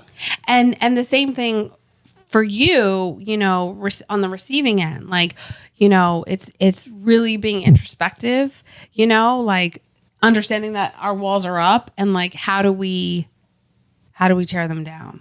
Yes. Like, how do we work on ourselves? How do we get rid of the fear? How do we, push ourselves to interact with another human on this level? Because it's all space and time, right? It's all like, okay, am I present right now? Because if I'm present right now, like, I don't have to be fearful. Right. I can be here and accepted for who I am. And if I'm not, then I'll go to another space and time where I am. Absolutely. Yeah. Love that. Love that. If you're listening on Apple Podcasts or Spotify, can you do me a really quick favor? Can you please rate and review this podcast? Like hit that 5-star review, because, and I do read all the reviews because this helps me know how this podcast is helping others and how, this podcast is serving you, because my job as a host is to serve you this podcast the way that you would prefer it to be.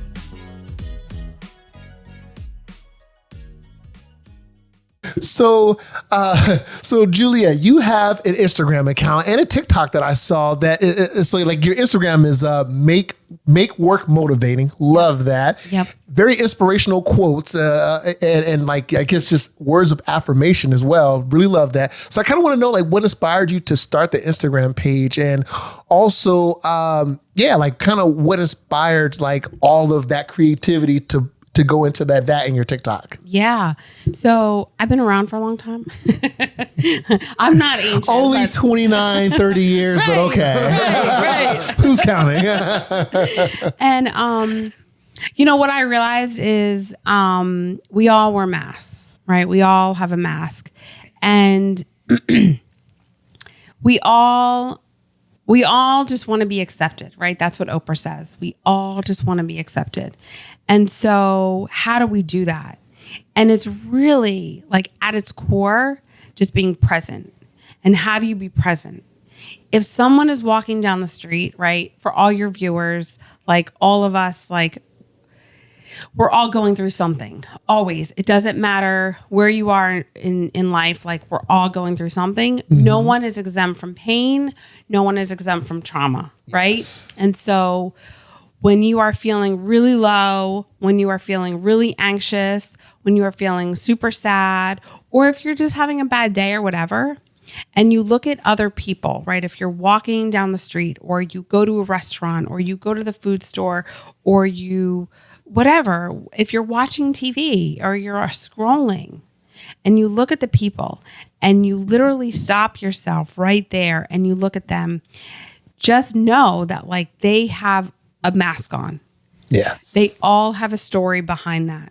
And because one of the things my therapist had me do was not make stories up in the sense of like a character book, but like make stories up about people, because, we all have a story and we always tend to put other people in a better light. Like, oh, they have this, they have that, they have this. But again, like, the richest people could be the loneliest people, right?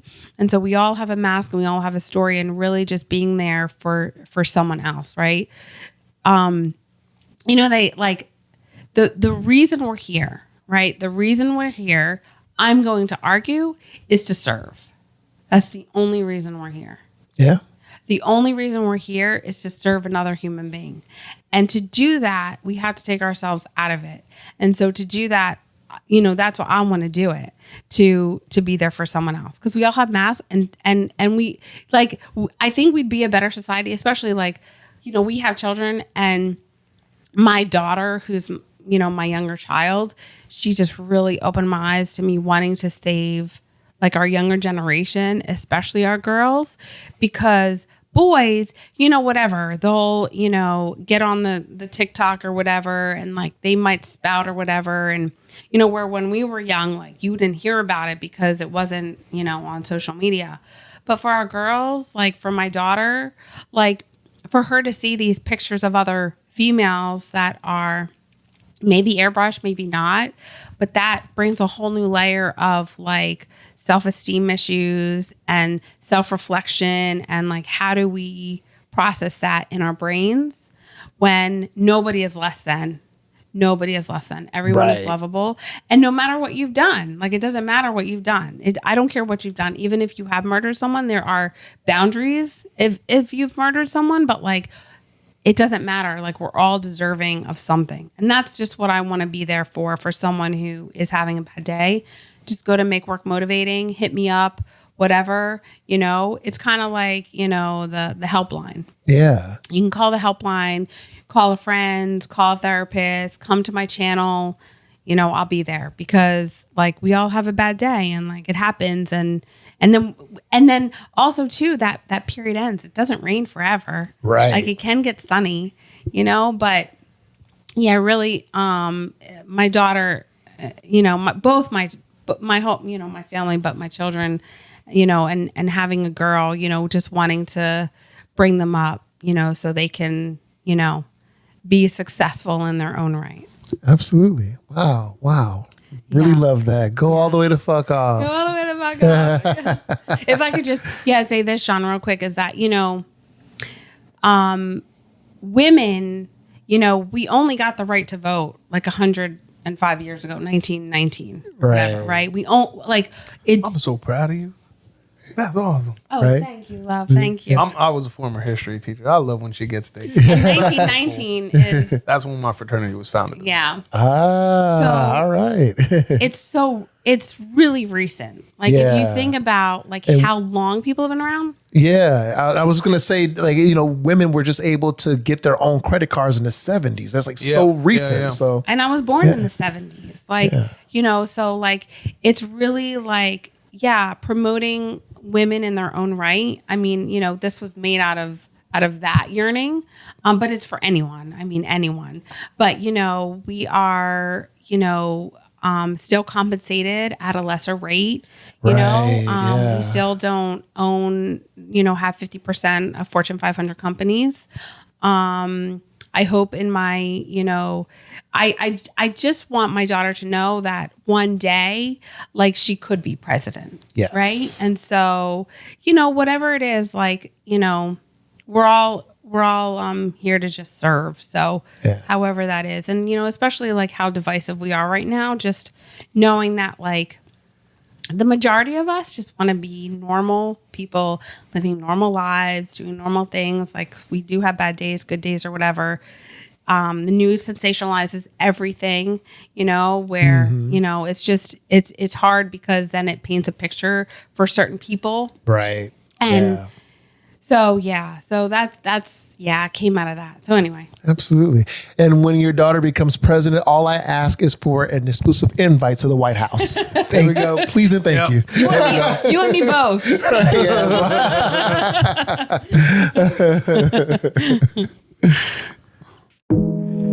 Situaseans podcast is an open platform covering dating, relationships, mental and emotional life experiences. If you are looking to advertise your brand or product, or would like to sponsor the show, send an email to situaseanspod@gmail.com. That's situaseanspod@gmail.com. All right, so we have a listener submission, and I'm just glad that we were able to unpack so much about dating, life, relationships, marriage, all of that. You all gave such like great information. It's just I think the listeners and viewers are gonna like have a lot to take away from. I really appreciate you both, just dropping so much knowledge. Drop it like it's hot. Yes, exactly. Drop it like it's hot. So we have a listener submission here, and I am excited to unpack it with you all, because I kind of want to get your insights on what this what the submission is about. Yeah, let's go. Ready to do this? All right, let's unpack that listener submission. Okay, so this listener submission says, I believe this is a red flag in Unhinged, stating that you want something casual and also wanting marriage and kids are polar opposites. So this person might be attempting to be funny, but I'm confident that most women will find his answer to be a wasted prompt. Yikes. Okay, so they, included a screenshot of a dating app prompt on Hinge. So I guess a guy had put on his Hinge, the guy said, I'm looking for something casual like marriage and kids. So this guy just thinks, yeah, just marriage, kids, something, like the usual, like. So probably just attempting to be humorous with that everyone might not find humorous. Exactly. Like this did not land well in the least. Like, well, I mean, in a way, he's perfect for marriage because as a husband who makes jokes that are not always laughed at by my spouse, even though I think I'm hilarious, some of my jokes are apparently unhinged. I think I'm hinged most of the time, and I think I am most of the time. But when I'm unhinged, I'm off the freaking handles apparently. So it's funny, like from that regard, like it's funny that like he's marriage material because he's already doing stupid husband stuff and he ain't even married yet. Exactly. So kudos to this guy. 1, 2. What I find interesting is something casual like marriage and kids. Like it could be casual and not casual. Like marriage can be both. And like it should be both, and like why can't it be both? Yeah. Like when it needs to be serious, and when it needs to be casual, like be casual. So I it's unhinged. Like we know this for sure, but I like it because it shows how hinged he can be.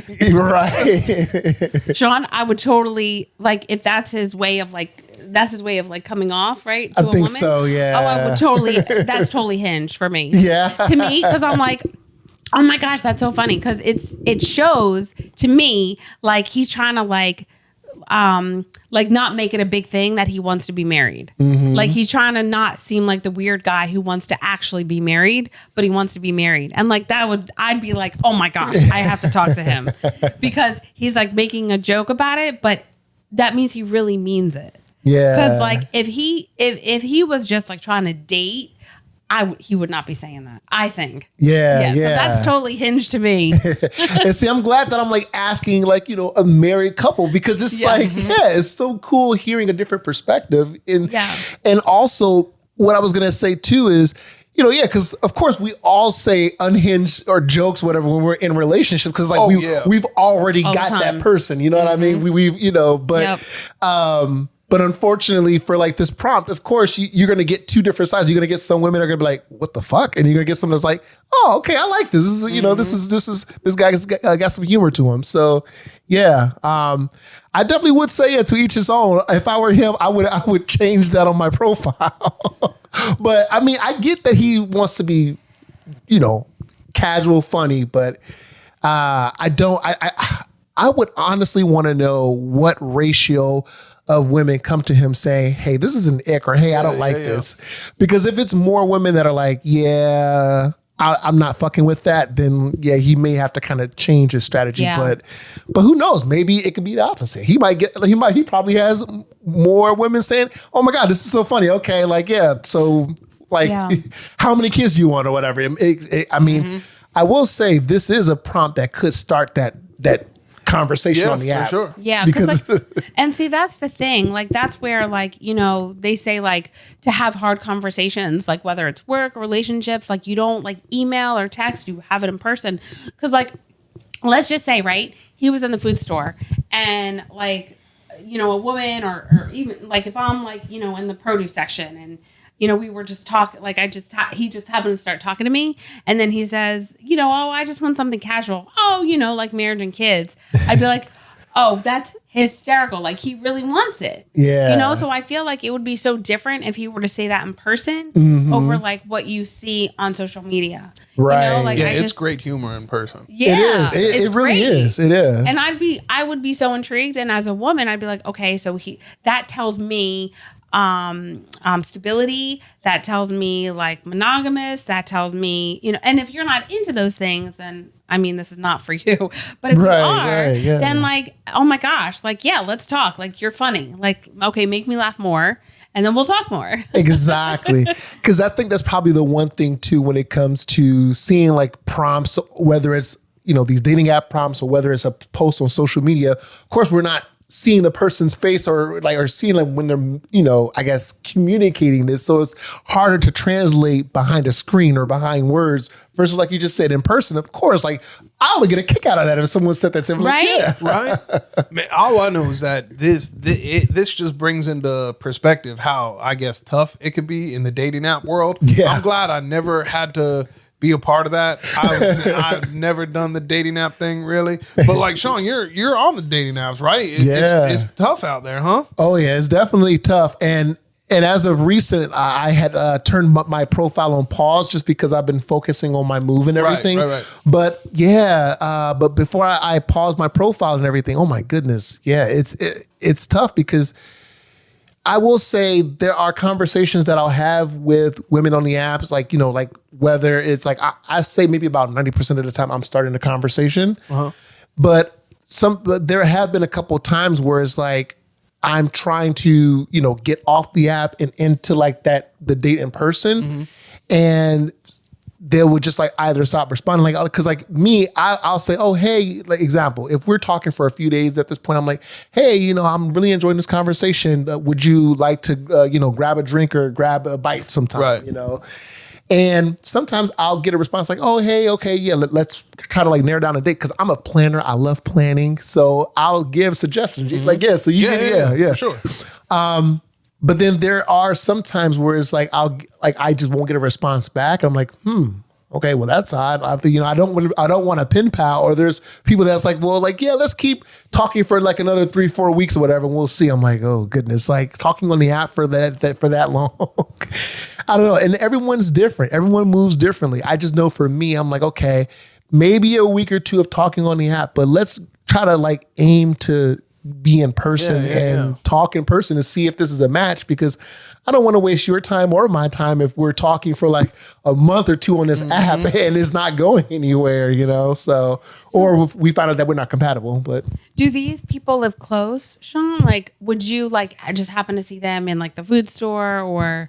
So as far as the matches, they are like not too far away. I'd say like the furthest match I've ever drove to like meet up on a date was maybe about like 50 miles. Yeah. So I try to kind of keep it somewhat relative to like the city. But yeah, it just kind of just depends. Like if the connection is great, I don't mind driving. The furthest out, I remember like when I first got on the dating apps, the furthest I drove out was oh my goodness, where was it? Like Hammond, Indiana. Yeah, Indiana, which is like an hour, 30 hour 40 from the city. Crossing state lines. You're right. State. That's so awesome. Yeah. But this person was really cool. We really vibed. Facts, and her energy was just there. And we had like a great date, but it kind of just fizzled out or whatever. I just asked that because like it's so interesting because like I didn't get a cell phone until college, so like to have all this like social media stuff like excuse me, so I mean, I went on like Match.com and Plenty of Fish. Yeah. Is that still a thing? That's still around. I never even heard of that until right now. Yeah, Plenty of Fish. You were on that? Yeah, I was on Plenty of Fish. And Plenty of Fish was I free. wasn't. That's why you're here now. Bro, I never heard of that. That's wild. Yeah, Plenty of Fish is free. Yeah. Or was free. And Match.com you had to pay for. So I was like, I'm not paying. I remember Match.com. I remember hearing about that. That was like the OG dating app, right? Yep. Yeah. Wow. That's wild. So I went on Plenty of Fish and like I just remember like, the dudes would like all like just want to like have some of them. Okay. They either wanted to just have sex or like they wanted to get married on like the first date. Right. Yeah. And then they didn't even look like their profile picture. So I'm like, oh my God. Oh, catfishing out here. Yeah. Yeah. Catfishing on Plenty of Fish. Right? Oh my God. Yes. Plenty of catfish. on Yes, man. Oh my gosh. And I swear to you, I never heard of that website until just now. I had no idea it was a thing. Oh yeah. And it had everyone there because it's free. Not everybody. You're right, love. But so that's why I was just curious, Sean, because and the dating apps are so expensive these days. Like now, like example, Hinge, it's still free, but Hinge is like one of like the newer apps who's been around for I want to say maybe like 2016, 2015, something like that. But anyway, it used to be free where it's like you can like as many profiles as you want. But right around the time that I got on it, it was still in between that free. Now we're going to start charging people. So now you can only like a certain number of profiles a day. And then on top of that,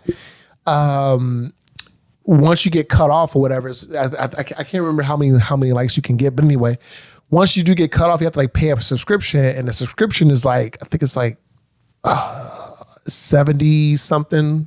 30 it's somewhere between. Wow. Really putting a price on love. Yeah. Oh my God. And then OkCupid, I remember that used to be free back in the day. I heard of that one. Yeah. Okay, Cupid. And now that one is about a good 70 something for a couple months of a subscription. Wow. And when I was at one point with all these apps, I was paying for like the top tier because I was like, I want to get my profile seen or whatever to get on more dates. Right. It worked. I got on more dates, but I was dishing out almost $200 a month between like being on 5 apps, paying for like premium. And you haven't even gone on a date yet. That's just the upfront cost. Yeah, that's just like the upfront cost. And then like when I got on the dates. That's wild stuff. I'm learning a lot now. So I went on like two dates. I went on, like 180 something dates. And yeah, I got to meet people from different walks of life, but it's unfortunate that I didn't find my person yet. I'm just like, wow, well, I'm going to, continue putting myself out there. But I'm like, yeah, man. But to all those dating apps, can I get my refund? Right. But yeah, Sean, you just keep putting yourself out there and you do your thing. Like, be yourself. And yeah. They're out there. They're out there and like, you're great. Oh, thank you.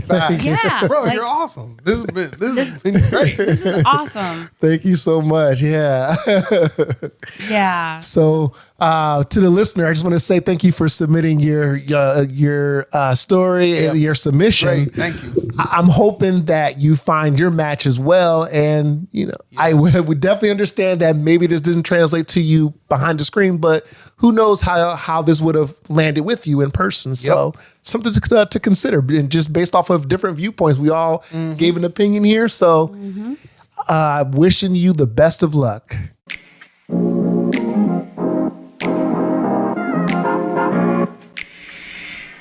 All right. So I have a Hinge or Unhinged like rapid fire segment, and I just want to unpack a few screenshots, dating app screenshots that listeners have submitted based off of the Unhinged or wild things people put in their prompts. So ready to unpack these with me? Let's get it. All right, let's do it. Oh.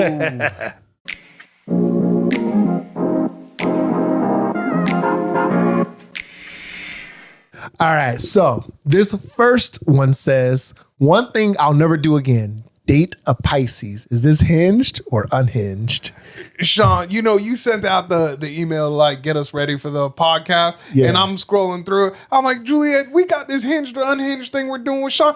What even is a Pisces? I don't even know what that is. And Juliet's like, Joe, it's an astrological sign. Like, you're a Leo and I'm a Scorpio. And I'm like, oh gosh, I didn't know Pisces was one of them. So in order for me to like say whether this is hinged or unhinged, do Pisces have like a particular tendency or something? Yeah. So Pisces, they're known to be very sensitive and just very like emotional. And as a Pisces, like I kind of understand.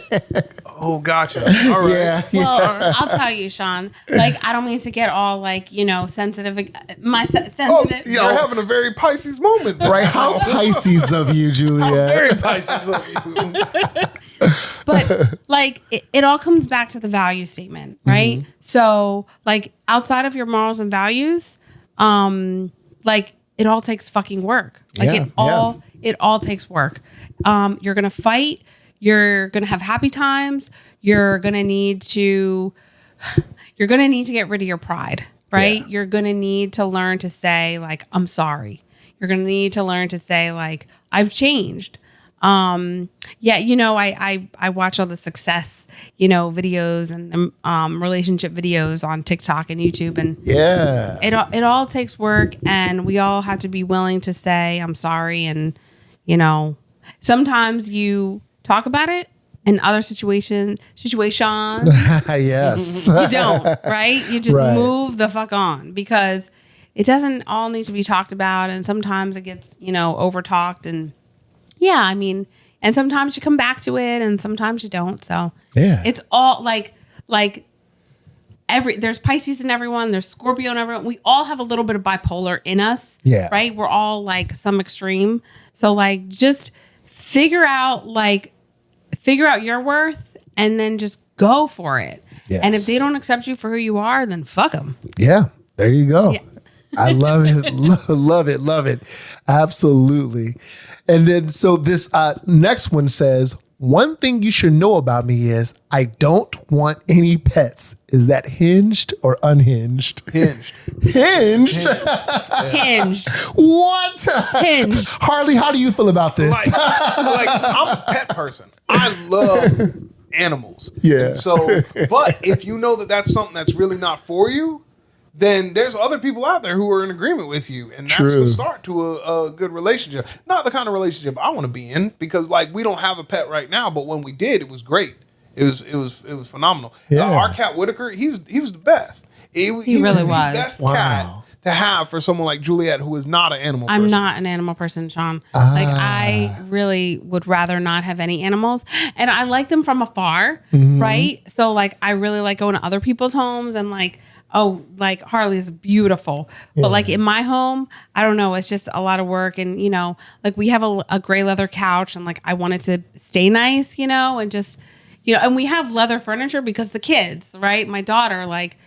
She's still young, so I don't want food to stain the, the furniture or whatever. But, this is totally hinged because like, to each his own. Absolutely. But, like we were talking about before, he had 2 cats when I met him that slept in the same bed. And so that They told slept me, wherever they want. Yeah. In all fairness. But they always ended up in- oftentimes they chose to sleep in the bed. and so yeah. that tells me like he's an emotional guy. Like he has feelings, like he can feel. Right. And so like I know even on Love is Blind, they're like, oh, he has a cat or whatever. But like it's actually like to each his own. I thought it was a great sign because I'm like, oh, that means like he could take care of a pet. Yeah. He can feed it. That means he could take care of a kid, So this is hinged. All right. I'm only because I'm biased and I have a pet, I'm gonna say unhinged. You're allowed. The idea that you don't want a pet to me is unhinged, but the idea that you're willing to put it out there so that way some other unhinged person can see it, Exactly. 2 unhinged make a hinged. There you go. Exactly. Yes. and for the listeners and viewers, like this is just proof right here that like, not everyone is going to have the same taste or the same wants or needs. And again, like have those conversations and communicate. Yes, communicate. Please communicate. Talk about it all. It's all worth talking about. Absolutely. This last one says, biggest risk I've taken. Planned a trip with a Tinder match and met at the airport for the first time. Hinged or unhinged? Never met. Gosh, that's scary. Right? Don't even know this person, but you meet at the airport and you're on a plane to wherever you're going. So Tinder's one of the dating apps. And Tinder's one of the dating Okay, apps. got it. Tinder is that there was a Netflix documentary about that Tinder man, The Tinder swindler. the Tinder swindler, and he swindled like millions or something, a lot of money out of these women. How come we haven't watched this? I watched it. What? I'm sorry. Well, I'll watch it again. That is rather unhinged of That's you. What the world just happened? I literally put it in my thing. I like binge watching with you, and you done swindled the husband with the Tinder swindler. I'm sorry, love. No, that's all right. Look, we're busy. Yeah. But see, forgiveness, that's one of the values. No, that's good, man. Yeah. So it was good. I mean, it was insightful. You could do a poll on that with your viewers. Who watched the Tinder swindler and like? Yeah, seriously. he's still- Because hit up Sean. He's still out there. What so, you mean he's still out there? yeah, He's not in jail. He didn't get arrested. Like he flew, I can't remember if he fled or whatever, or the charges didn't stick, something like that. But yeah, he's a free man. Swindling. Yeah, But like, you Well, know, I'm ready to watch this now. This is but something. yet prostitution is still illegal. And prostitution, This might have a lot of backfire, but I don't know if I should say this out loud. Oh no, I mean like sex work is like, hey, like sex work is work, like It's work. But it's another way for government, particularly run by men, who want to feel the need to control women's bodies. Oh yeah, absolutely. Right? Yeah. And so prostitution is illegal. And back in the day when women couldn't work, right? They had to make money somehow, right? If they, especially if they were in a domestic violent relationship and they wanted out, and you couldn't just divorce your husband back then. So there were like no outlets for women, right? And so now it's still a thing, right? The legal system is very old and archaic, right? And so the fact that, to me, I just think it's preposterous to think that prostitution is illegal, because like, if I'm consenting to my body, right? And if you're not allowing me to do other things, right? Especially for women who don't have degrees, especially for women who have children, especially for women who are just trying to make it, like give them when I say an outlet, I'm not promoting like, just women's bodies being used at all. I'm not promoting that. So then on the opposite, then give women other opportunities to come up, to raise themselves, to elevate themselves to the next level, so that this doesn't have to happen. Yeah. And so, So I'm a little scared when I say I'm all up for going, like meeting your date somewhere. Right? I'm all for that. Not like at your house or whatever. And if you want to meet in an airport, fine. Going somewhere, I don't know. That might be different. See, I was thinking, you go to the airport. There's lots of people. There's lots of tape recorders. Like nothing can happen to you. Right. You just don't leave with them. Exactly. You just don't fly with them. That's unhinged. Yeah. Let me. That went all over the place. I need to make sure I understand what the question is. So here we'll go one time. They flew. They met in an airport. So like biggest risk that they taken. So they planned the trip with the Tinder match and met at the airport for the first time. So I guess they were communicating via like the apps to plan this trip and then meet at the airport for the first time and then go on the trip with each other. Exactly. Hinged. 100% hinged, because it's just another opportunity. And even if it doesn't work out with them, it's on them to change flights, get a discount, whatever the case might be. But you're still getting on the plane and you're going wherever you're going. And if you can't ball out by yourself, I don't know how you ball out with someone else to begin with. So to me, totally hinged, because then when you're out and about somewhere, you could meet someone there as well. And I'm all for meeting people in person, because this dating app stuff is so trippy to me. But I'm going to say hinged, because you open up yourself to an opportunity. And clearly you could afford going on the trip because you did it. I would hope that you're not putting yourself in potential single person financial woes just for a Tinder date. So I love it. I'm all about it. I love it. So I say hinged. Okay. Hinged all the way. So let me take back what I said, Sean. See, this is where we So now hearing his point, so if they plan this, I don't know that I understand Tinder. Tinder, is it just like any other dating app? Like you could talk on Tinder forever. Yeah. Okay, so let me rephrase. Let me say this. Yeah, it could have been like Love is Blind Tinder. They could have just been talking and never really hearing each other's voices. Yeah. And maybe just seeing one profile pic, which all them profile pics are fake, right? They're not like legit. I mean, you hope it's real. But that's not what you necessarily look like per se. Look, there are jokers on Facebook who got pictures up from when Facebook doggone started. I mean, I do. Don't look like that anymore. but yeah, I think like it depends on how long they were dating, because I agree with you, love. Like go and ball out. Because there's another Netflix documentary where the two meet. It was COVID. Oh yeah. Did you watch that one without me as well? No, you wanted to watch that with me, so I didn't. But yeah, they met during COVID. Yeah.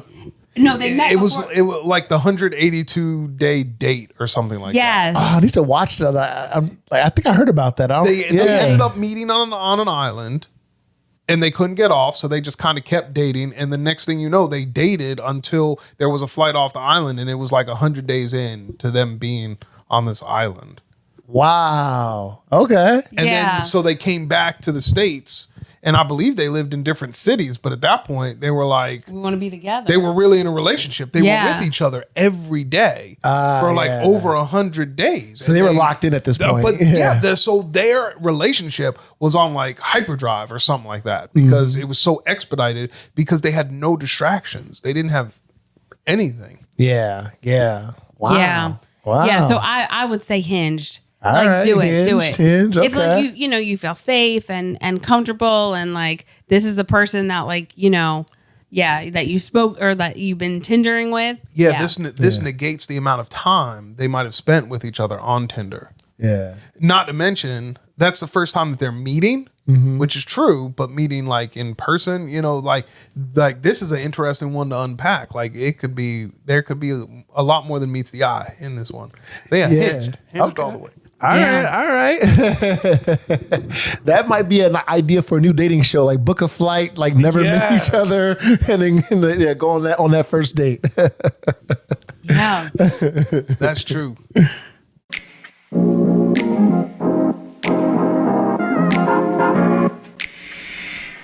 I just want to say to the listeners that submitted those Hinge or Unhinged profile prompts, like, oh my God, those are hilarious. Good ones. They were good. Yes, thank you.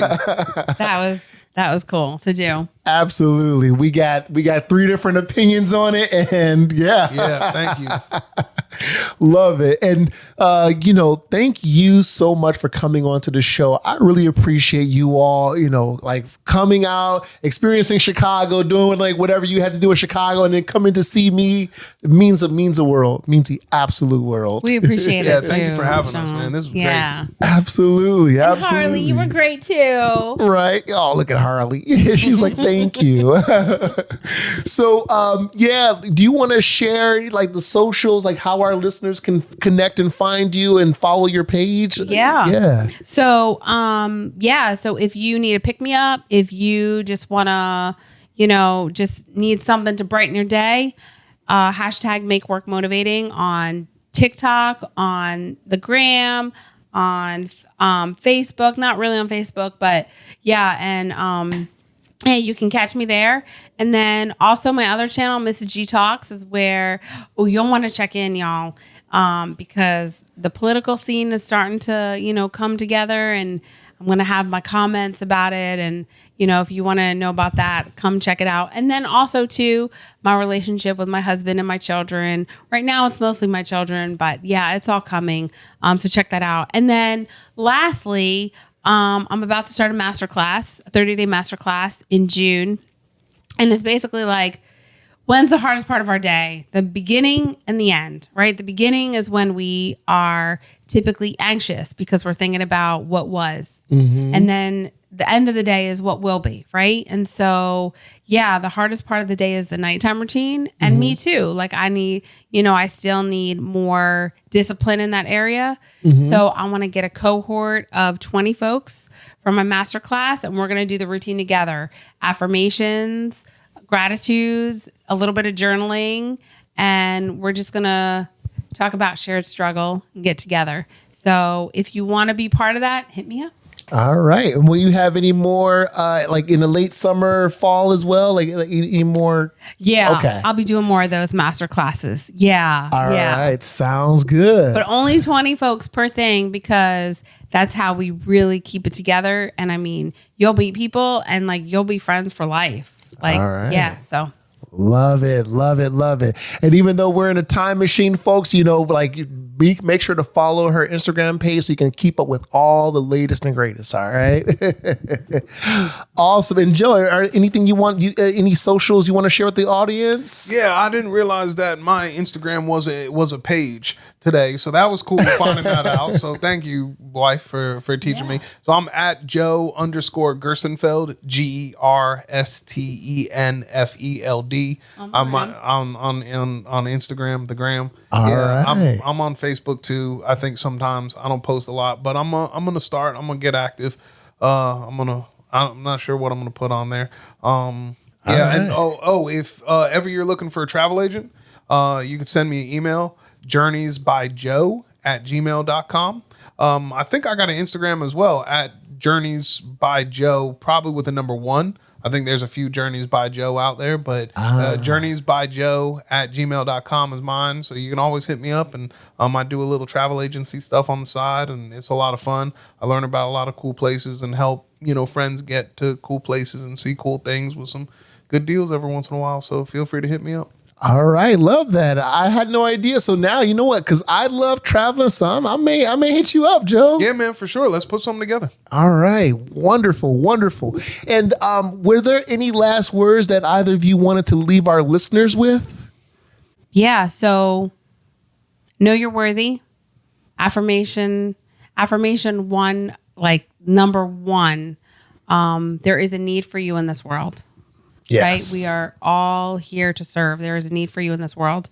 And when you are within yourself, like when you are within your person, like me, it's hard for you to know your worth because, it's me. But when you go to serve, then you understand your worth, right? So there is a need for you. And no matter what you've done, like you're still lovable. No matter what you've done, there's still a place for you in this world. So love it.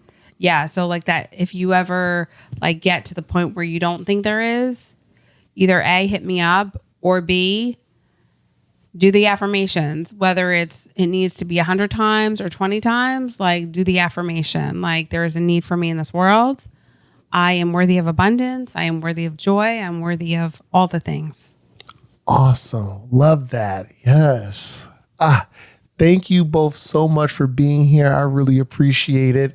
And there are 3 ways that you can submit to the podcast. The first way is situationspodcast.com/submit if you're going through anything, or if you want to share, a story, or even if you want to submit your dating app screenshot prompts, submit it there, situationspodcast.com/submit. Second way is call the hotline, 312-586-2664, or you can send an email, situationspod@gmail.com. Now, if you're in a boat, a plane, a train, or you could be, you could be Juliet and Joe's neighbors. You could take Situaseans podcast with you wherever you go. We're everywhere: Apple Podcasts, Spotify, Google Podcasts, all that stuff. And make sure to subscribe to the YouTube as well. All right, I want more people on the YouTube.